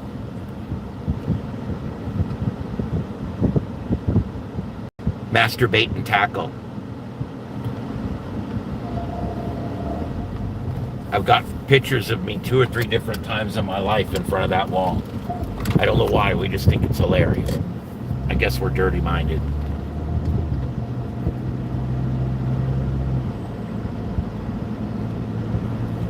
This road was submerged underwater till about right here. Once you got the right back there where I went into that bait place, the master bait and tackle, up to that point, the road goes down right there, and it was underwater. When the surge came up. Now we're up out of what was in the surge. There was still some surge up through here, but it wasn't as much. And a lot of these places here actually survived being flooded in. There's yet another Long John Silver's building that's no longer Long John Silver's. You know, Long John Silver's failing everywhere, right? I mean, it's a restaurant in decline. It's been in decline for 20 years. What did they do the other day? What did they do about a year ago to try to help themselves out? They switched to waffle fries. I don't go there anymore. I hate waffle fries, especially with vinegar on them. So you have a failing business model. So what are we going to do? Well, we're going to take one of the most unpopular types of French fries and we're going to put that in there and see how it goes. I hate waffle fries. It's one of the reasons I don't eat at Chick-fil-A. I like their chicken, but I'm not going to deal with those fries. I also don't eat much at Steak and Shake because I think their fries are just ignorant. They're cold before they get to the table.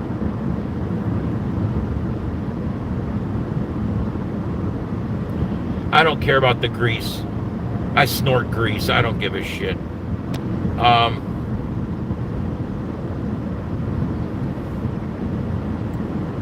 Yeah, I never showed buffering on this end. I never showed buffering. It said it was live the whole time, but the numbers watching dropped to 0. So I just kept going. I didn't know what else to do. If I stop the stream and start it back up again, then I don't get an announcement for tonight.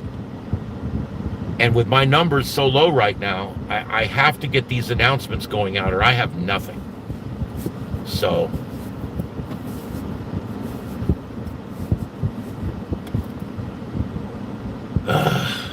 it's aggravating, guys. It really is.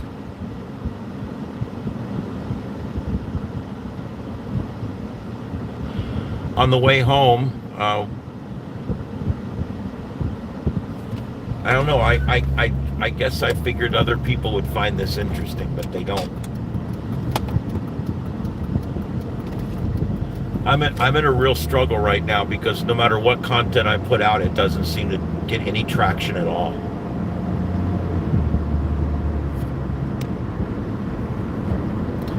See, I disagree on that, Junior. I actually like Captain D's better. I like Captain D's fish better. I like their fries better. And I don't eat coleslaw, so that's a non sequitur there. But I don't, I like them both. I was always a little bit partial to Captain D's. However, since Long John's went to waffle fries, I won't even go there. So now Captain D's is like where I would go no matter what.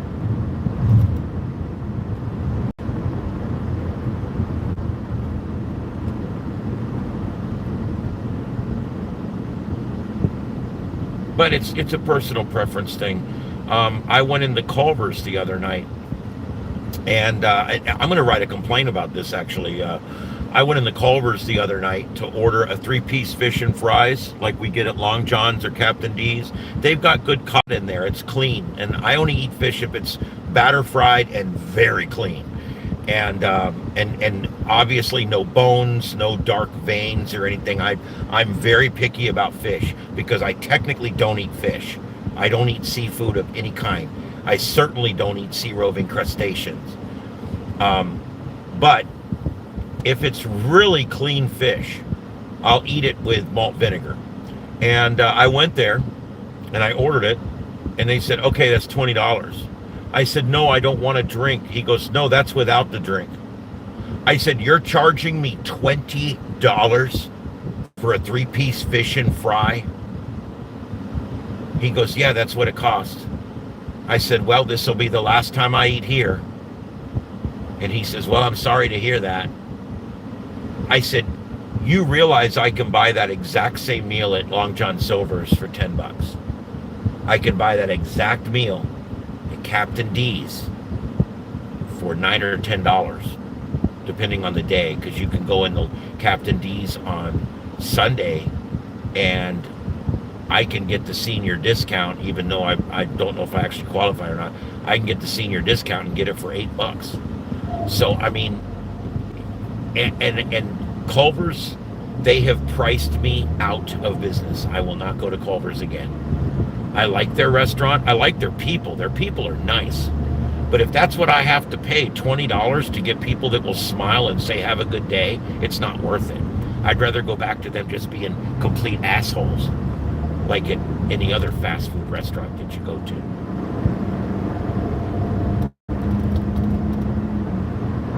I walked into Popeyes last week. I love Popeyes. They've gotten way too expensive. You know, chicken's the cheapest meat you can buy, and even Popeyes now, they're charging $15 for strips and fries and a drink. It's ridiculous. I walked into there and the floor was mopped with an oily mop. And I've never in my life walked on a floor that was that slick. And I told the man at the register, I said, dude, I said, listen, this floor is dangerous out here. It's dangerous. I said, someone just mopped it. I can still see it's wet in the corners. Someone just mopped it, and they mopped it with the same mop that they must have mopped the kitchen with, because it's literally got grease on the floor. You're literally skating across the floor. And you know, he looked at me and said, we ain't got enough people to deal with it. I said, you know, the way liabilities go, I'd put my chicken down and come off the floor. And he says, what do you mean by that? And I said, if someone falls on this floor, you're going to be sued for $100,000. That's more important than making my chicken. I'd get out here and fix this floor. He said, we ain't got enough people. So I said, so you're going to leave it like this? You're going to leave the floor so slick? And he says, yep. I said, okay. They just don't give a shit. They don't care if their customers fall and bust their ass and the company they work for gets sued. They don't care. They mop the floor with a grease rag. It's crazy. It's amazing, no matter where you go now, it's pretty much a bad experience. I mean, it's hard to find a good experience. The only restaurants that are really working on their people to provide good experiences is Chick-fil-A. They have very nice employees in there. And I'll tell you, there's a few others. I just mentioned one, Culver's. Although I'll never go back there because they're way too expensive. They have some very nice employees in there, very nice people. Now you go to McDonald's or Burger King or Taco Bell, not so much. I will admit Taco Bell's gotten a little better over the years. They've also gotten a little bit better with their accuracy. Taco Bell around here went through a phase where everything they'd make was wrong. And they're slowly fixing that with stickers and double checks and things like that. It's so difficult to get good help. So difficult to get good service anywhere.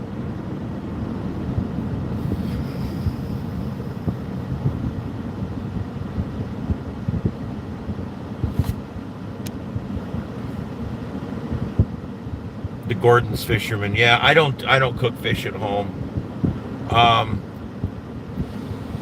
No, I don't. I only get fish out, and like I say, I only get it when it's fresh cooked, batter fried, and very clean. And I like it double dipped. I really like lots of batter because I like the batter better than the fish. I know that sounds stupid, but I'm just being honest, right? I mean, it's the way it is. Anyway. Ugh. I mean, of all the restaurants, what do we got? You got McDonald's. And I'll tell you something, McDonald's gets a lot of hammer because their people are assholes. Well, they are. Their employees are just... They're literally there. There is no training provided at all at McDonald's on how to treat your customers. That's the biggest problem. They bring them in and they teach them how to make the fries, and they teach them how to make the burgers, and they teach them how to ring up the cash register, and they teach them how to mop the floor. But they never teach customer service. Basic customer service is no longer taught at fast food restaurants. It's not part of the training. They don't really care how you treat the customers. As long as you make a decent burger and give it to them, they'll walk away. And that's kind of how they look at it now.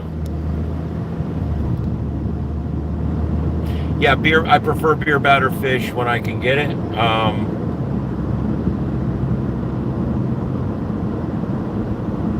There you go. You know, whatever works, man. You got to find something that you like to eat, and find it at a price that you can pay for. Because what I do a lot of times is like at home, I buy a thing of fresh beef, and I just make hamburger patties, and I cook them. And I cook them black and blue. The outside's almost burnt, the inside's still red. That's how I like my burgers. You can't really do that with frozen burgers. It's not safe. You're really supposed to cook those all the way through. So I got a roll of frozen ones up there in a pinch, but I really like my my fresh ground beef. I'm probably going to go, I don't have the right shoes on, but I'm probably going to go to Walmart and do my shopping here on the way home. I won't take you guys along for that part. It's boring. But smash burgers, there you go. Yeah, I just take the ground beef, I just make it into a patty and stick it in a pan. The key to a good burger is Everglades seasoning and cracked pepper, fresh cracked pepper, a lot of it. I like pepper steak. It's really good. Pepper burgers are good. And then I literally do not use a hamburger bun. I've never ate hamburger buns. Unless if I buy a hamburger at McDonald's, I'll eat most of the bun. But like if I'm making one at home, I don't eat a bun. I don't eat any of the salad things. When I see people put lettuce, tomato, onions, pickles, and all this on a burger, I'm like, that's not a burger, it's a salad. I don't eat any of that shit. I only eat cooked things. I don't eat raw vegetables. So when I do a burger, the only thing I want on that burger usually is the beef and, of course, bacon if I can get it. What makes the best burger is beef and bacon. It's got the two best meats all at once. That's what you need, right? And then the cheese. I will not eat that cheap ass milk cheese that McDonald's and Burger King and Wendy's and some of the other places all put on their burger. I was even surprised that Culver's uses cheap cheese. It's like, guys, there's cheese and then there's cheese product. They're literally not even putting cheese on your burger. They're putting a cheese product on your burger. And I don't like that. I don't. I think that it should be a real cheese, like a medium cheddar or something that you can actually taste. So if I'm making burgers, like if I'm having people over and I'm cooking burgers, I toast the buns with a little bit of butter, and I cook bacon along with it, right on the grill, or I'll cook the bacon in a pan if I've got a side pan on the grill, and I make the burgers right there just like that. And if someone wants to cut up lettuce, tomato, onion, and pickle, that's up to them. I don't provide it because it's a burger, not a salad. But if you want to cut it up, I'm perfectly fine with that. And then as far as cheese goes, I like real cheese on a burger. You know what's good on a burger? Provolone. You know what else is good on a burger? Mozzarella. I love mozz on a burger. A mozz burger. Oh man. And then but my favorite, of course, is sharp cheddar. If I could get real sharp cheddar cheese, I'll put it on my hamburger. But if it's going to be that milk cheese product bullshit, I don't want it. It makes my burger slimy and I don't taste anything, and all I end up with is a slimy burger. I don't need that.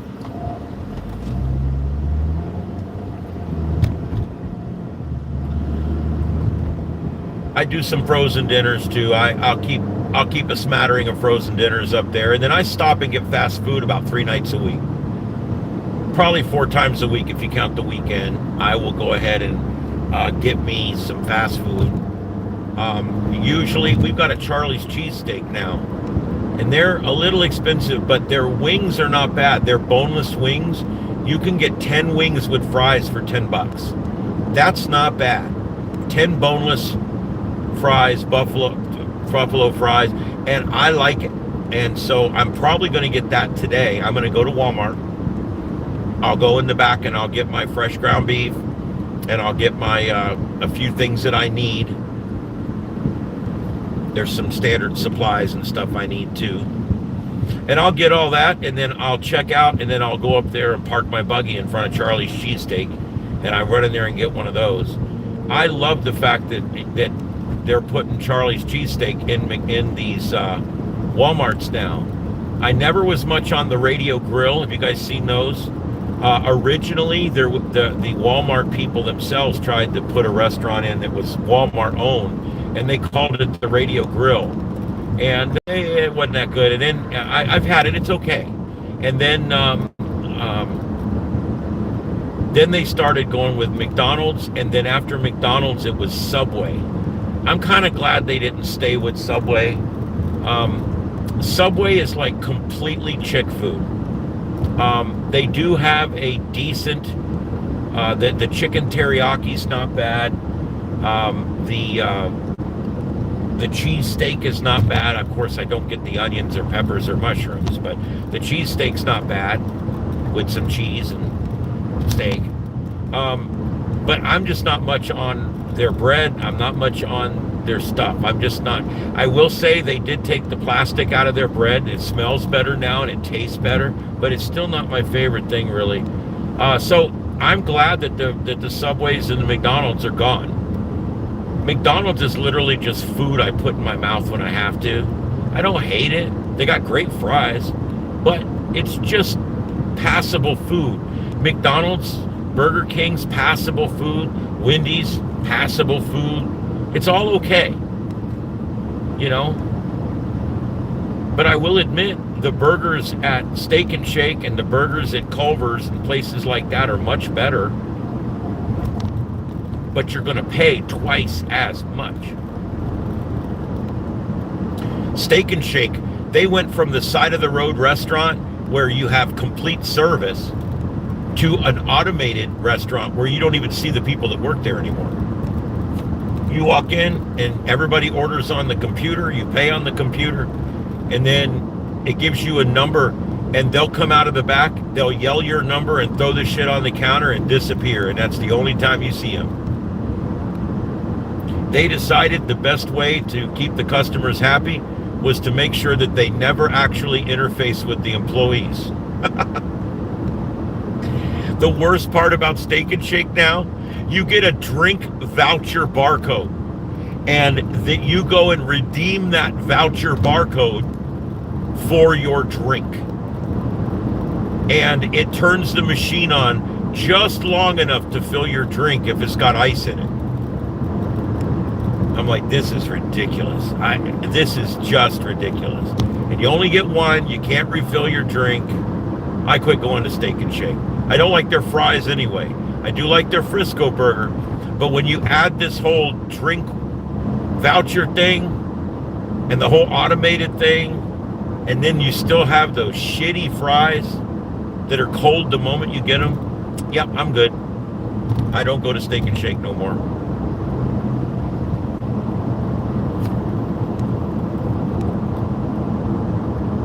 God damn this phone.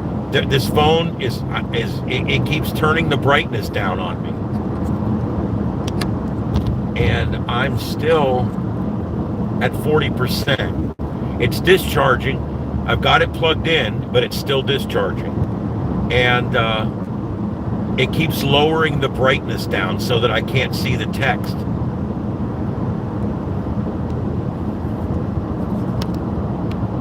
It is physically warm to the touch.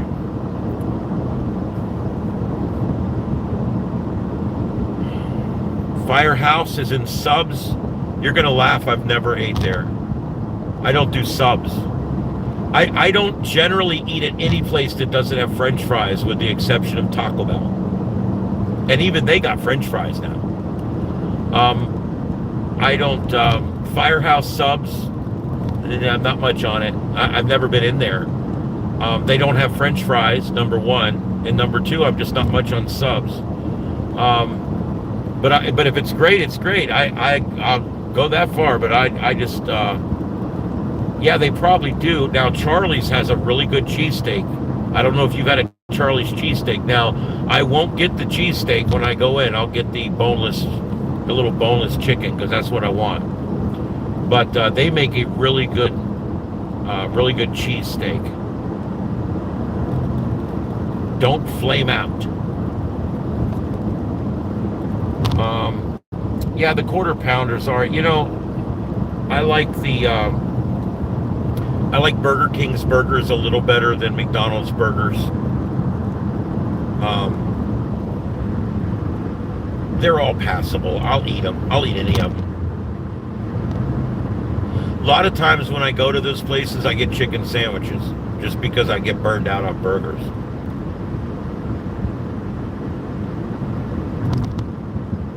All right, so we are now, we passed through a Bonita Beach, Bonita, Estero, and now we are in San Carlos Park, and we'll be in Island Park here before long. There's a scumbag lawyer.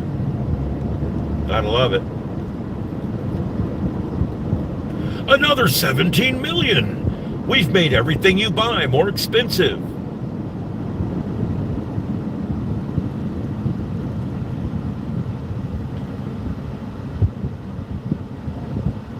This is probably the only state in the union that has golf cart distributors in every town. We actually have club cart distributors down here. You can go in and buy a golf cart. They come in all different shapes and sizes.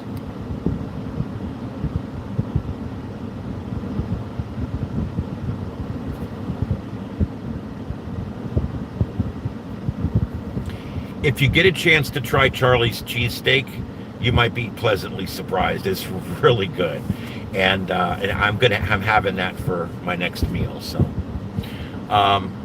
we still got the same 3 folks in here. I appreciate the 3 you guys coming in today. I'm not going to be doing any more of these live drives. We only had 2 or 3 in here the other day too, so it's become pretty obvious to me that these are not going to be worth anything. I could try again when I get in the mountains and see if people want to see things up there.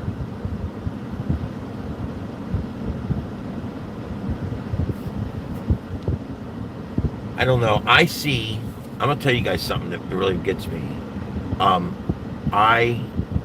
I see content creators that have been going just as long as me, and their show is worthless. Their background is terrible. Their production quality sucks. There's no creativity at all.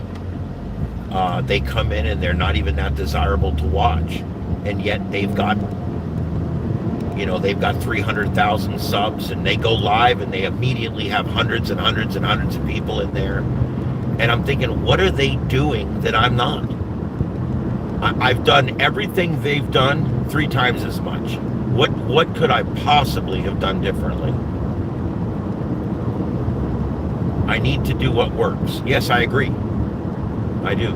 As soon as I find that, I'll let you know.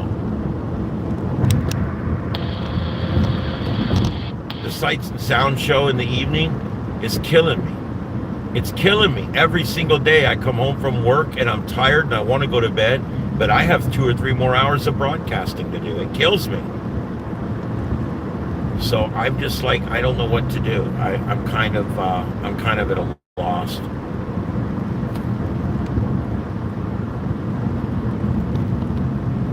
Yeah, I don't know where Charlie's cheesesteak is.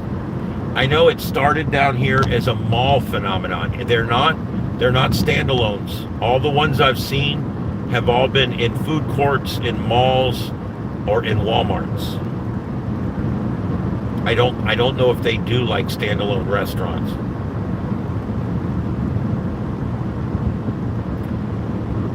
They do all kinds of boneless and bone-out wings in like 10 different flavors, and they're pretty economical. And then they also, for like $12, you can get you a nice cheesesteak and fries.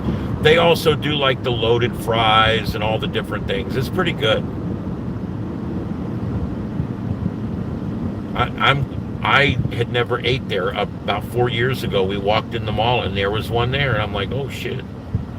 And then, I think it had been there for a few years at that point, but we had never ate there.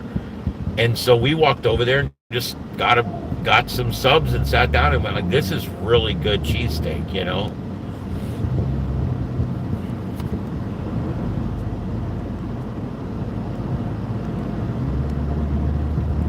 No, I have not looked into Rumble. I'm going to. It's not that I disbelieve that there's something there. I am having a hard time to believe that there's something there because I never hear anything about Rumble. I wasn't even sure what it was. But YouTube is the #1 broadcast platform in the world. But if they're shadow banning you, then I guess you have to find some other avenue.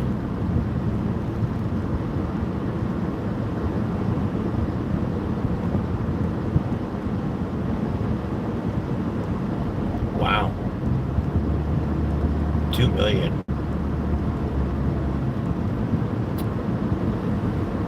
I don't know. I don't know what to do. I'm taking suggestions. I try something for a little while. You know, I tried the ham radio thing for a while. And you know what I came to the conclusion there was, I'm still doing ham radio stuff from time to time, but my conclusion there was ham radio people, none of them want to hear anything negative about ham radio. So they want you to just come on and say everything. They want you to basically put on a Mr. Rogers episode for them. Hi, everybody. Welcome to the Ham Shack. Let me put on my ham shoes. Today in the Ham Shack, everybody's getting along. Worldwide friendship and peace in the Ham Shack. Everybody come on in and we're going to talk nothing but positive and good things all day long about ham radio, because everything in ham radio works so fucking well that we are just going to have such a good time talking about all of the wholesome goodness in ham radio. That's what they want. That's literally what they want. When I polled people and asked them, why do you not like my amateur radio stuff? Oh, you're negative. It's a hobby, dude. You need to chill out. It's a hobby. Just chill out. It's like, it's a hobby.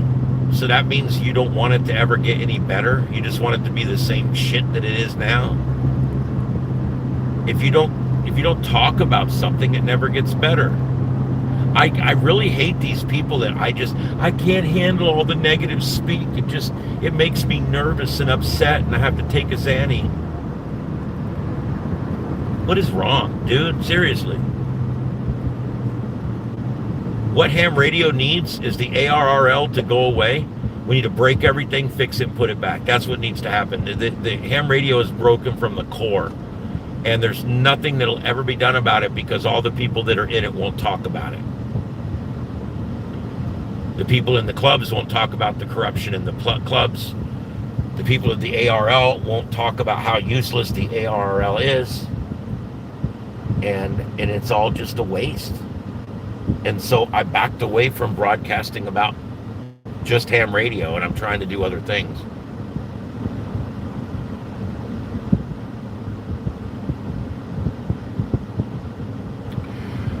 I do believe my home studio, if I pay a fee, of course, everything is if you pay a fee now.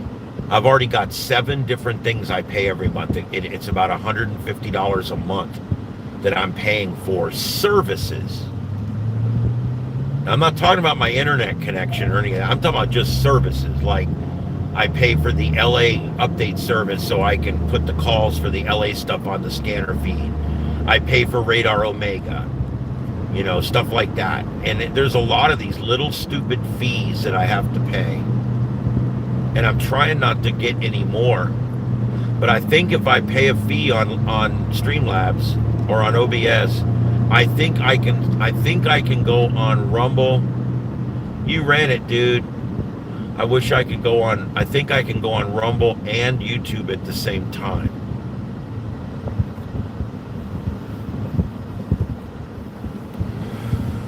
Oh, I could try something like that.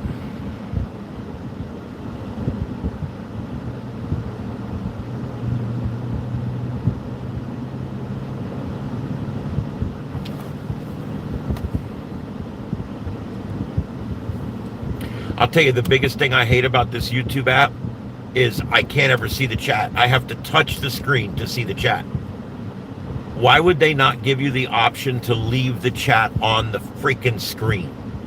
See, it just disappeared. I'm trying to read your chat, and it disappears before I'm even done reading it.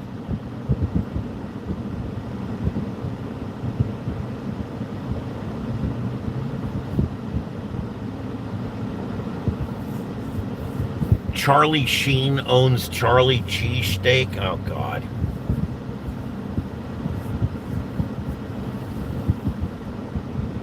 I can do what? I clicked the little gear for the chat room, and it gives me top chat, live chat, super chat, or none. And that's the only setting that there is here for chat.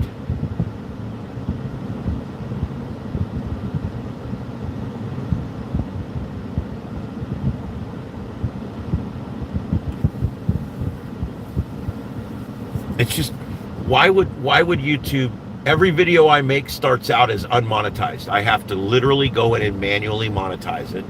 I have to go in and manually turn it to the right format, because everything's upright format now on YouTube. I don't understand that. It's stupid. That will eventually go away, because I actually believe that there's some backlash now. People are really starting to get sick of the upright format. Yeah, I do believe I can do both with Streamlabs. I don't think I can do both at the car, but I'll be able, of course, I don't think these live drives are worth anything.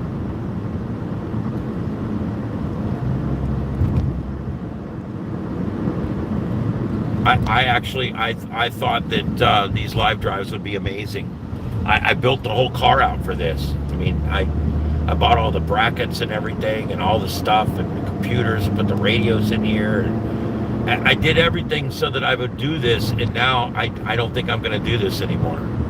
It's still good, though. I travel in this car. I'm going to be going to the cabin in this car, so it's fine. I don't mind. At least I got everything in here now.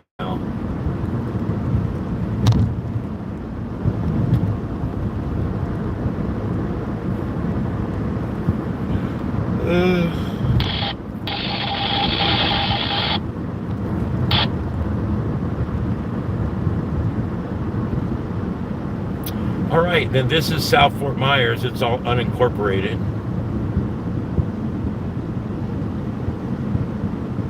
Yeah, I hate going to Walmart in the middle of the day on Saturday. It's going to be so frickin' busy in there. But I'm not going to want to go back out tonight.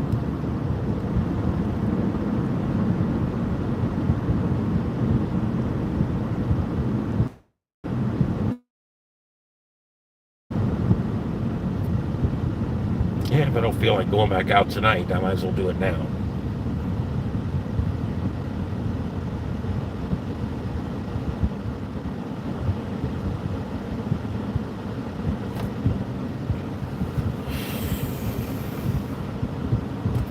I just don't know. I mean, if it doesn't work on here, I don't know if it's going to work over there.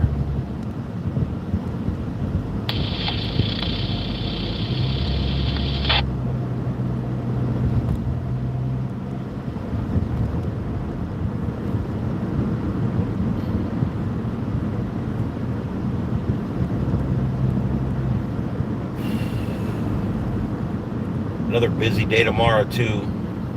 I got stuff going on in the morning. I'm going to Venice back, and then I'm going to go on the Charlie Kirk thing live. We're going to do that for a while, and then I got the sights and sounds in the evening, and I got to run out and service something late afternoon after Charlie's thing's over.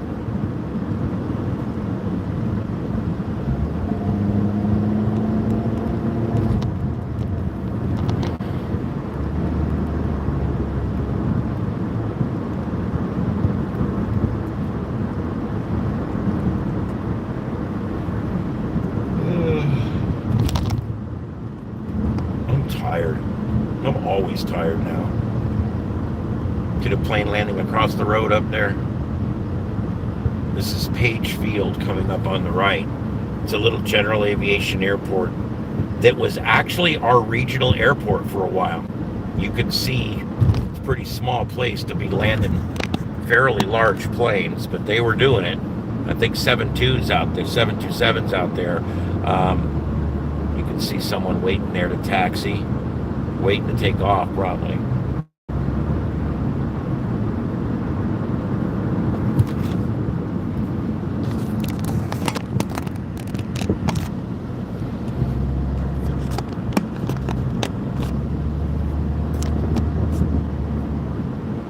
All right, here we go, Boy Scout. Once we cross this road, we're now in the city of Fort Myers. What's funny is more of what is considered Fort Myers is actually outside the city limits than in. It's kind of weird. But we're now in the city of Fort Myers. In the city.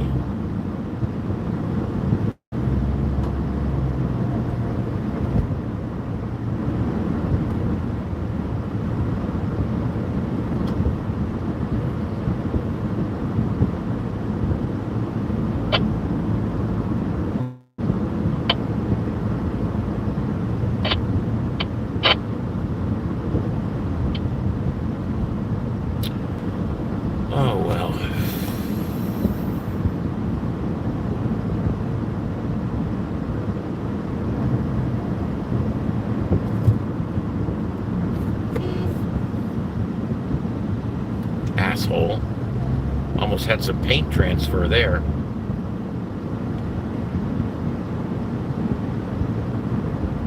People used to like be courteous on the road. Now it's like they just maneuver and listen for glass.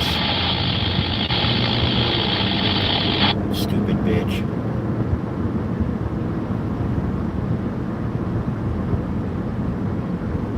And you know what I've noticed? Men drive like assholes. Women drive with their head up their ass. It's a difference.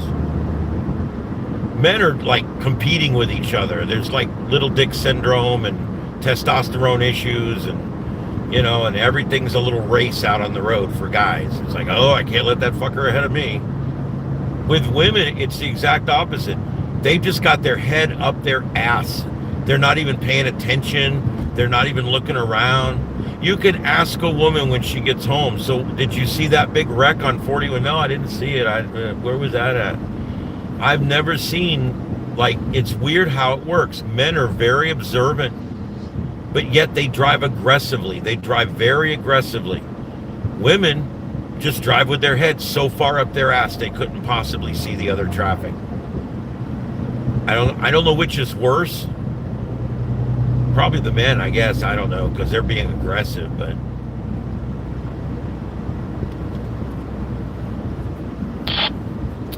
all right, there's the Allure Showgirls 24-hour-a-day strip joint here. We don't have but like 3 or 4 of those here, but that's all they need.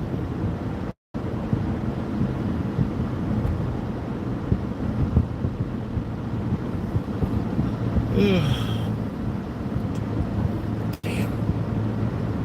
Oh, I don't feel good.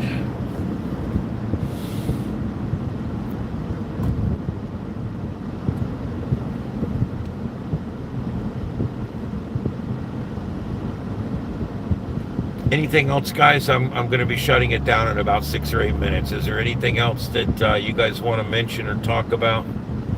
I'm going to be watching tonight, but with so much going on, I really would like to take tonight off. I need tonight off, especially after doing all this today. And then I've got 2 long broadcasts tomorrow. And then it's back to the grind. Like everybody says, oh, I can't wait for the weekend so I can relax. I'm like, I still don't relax on the weekends. I gotta keep making the donuts.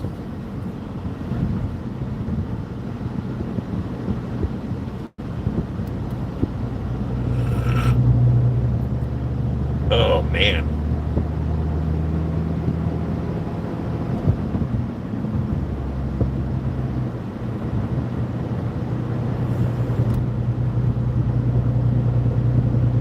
Yeah, technically Saturday's my day off. I will check this Rumble thing out.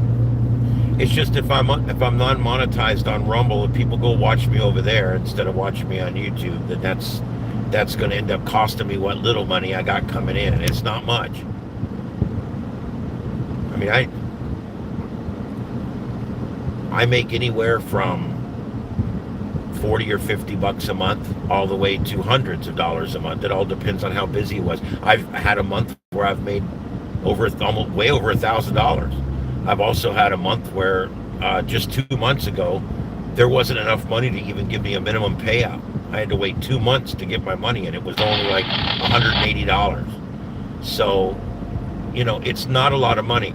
These people get it in their head that, oh, you're monetized, man, you've got it made. Really? No, not really. Monetized really doesn't mean anything. And of course, I don't beg for the chats. A lot of people do. I don't want to put you guys in that position. I want to get it to where I can make a living on the ad revenue. That's all. And I think I can do it. I think somehow, some way, I think I can do this where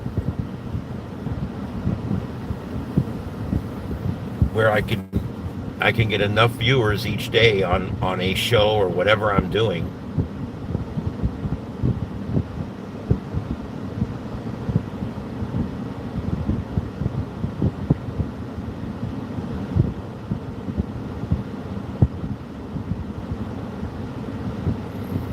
Okay, I'll check that. This Charlie thing tomorrow, I have to go do. I have to go to Venice in the morning. So I'm going to get back as quick as I can. I know it starts at 1. I plan to be back by about 12:30, but that doesn't leave me much time with my family. But I plan to be back by 12:30. That's the best I can do, and then I'll go live as soon as I can. I'll have it all set up tonight before I leave in the morning. I'll have it all set up, ready to go. I'll restart the computer, start Streamlabs, and have everything all set up.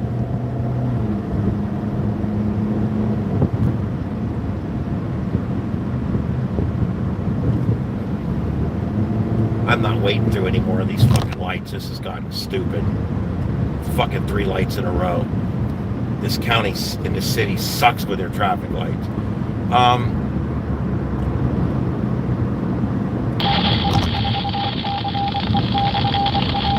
Well, I can't believe I should give up YouTube. I got 17,000 subscribers on here.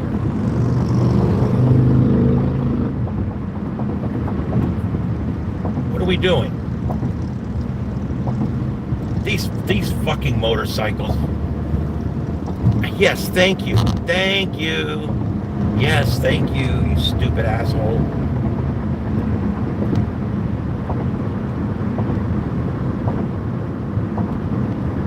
They're putzing around town. I get it. But the rest of us have a place we need to be.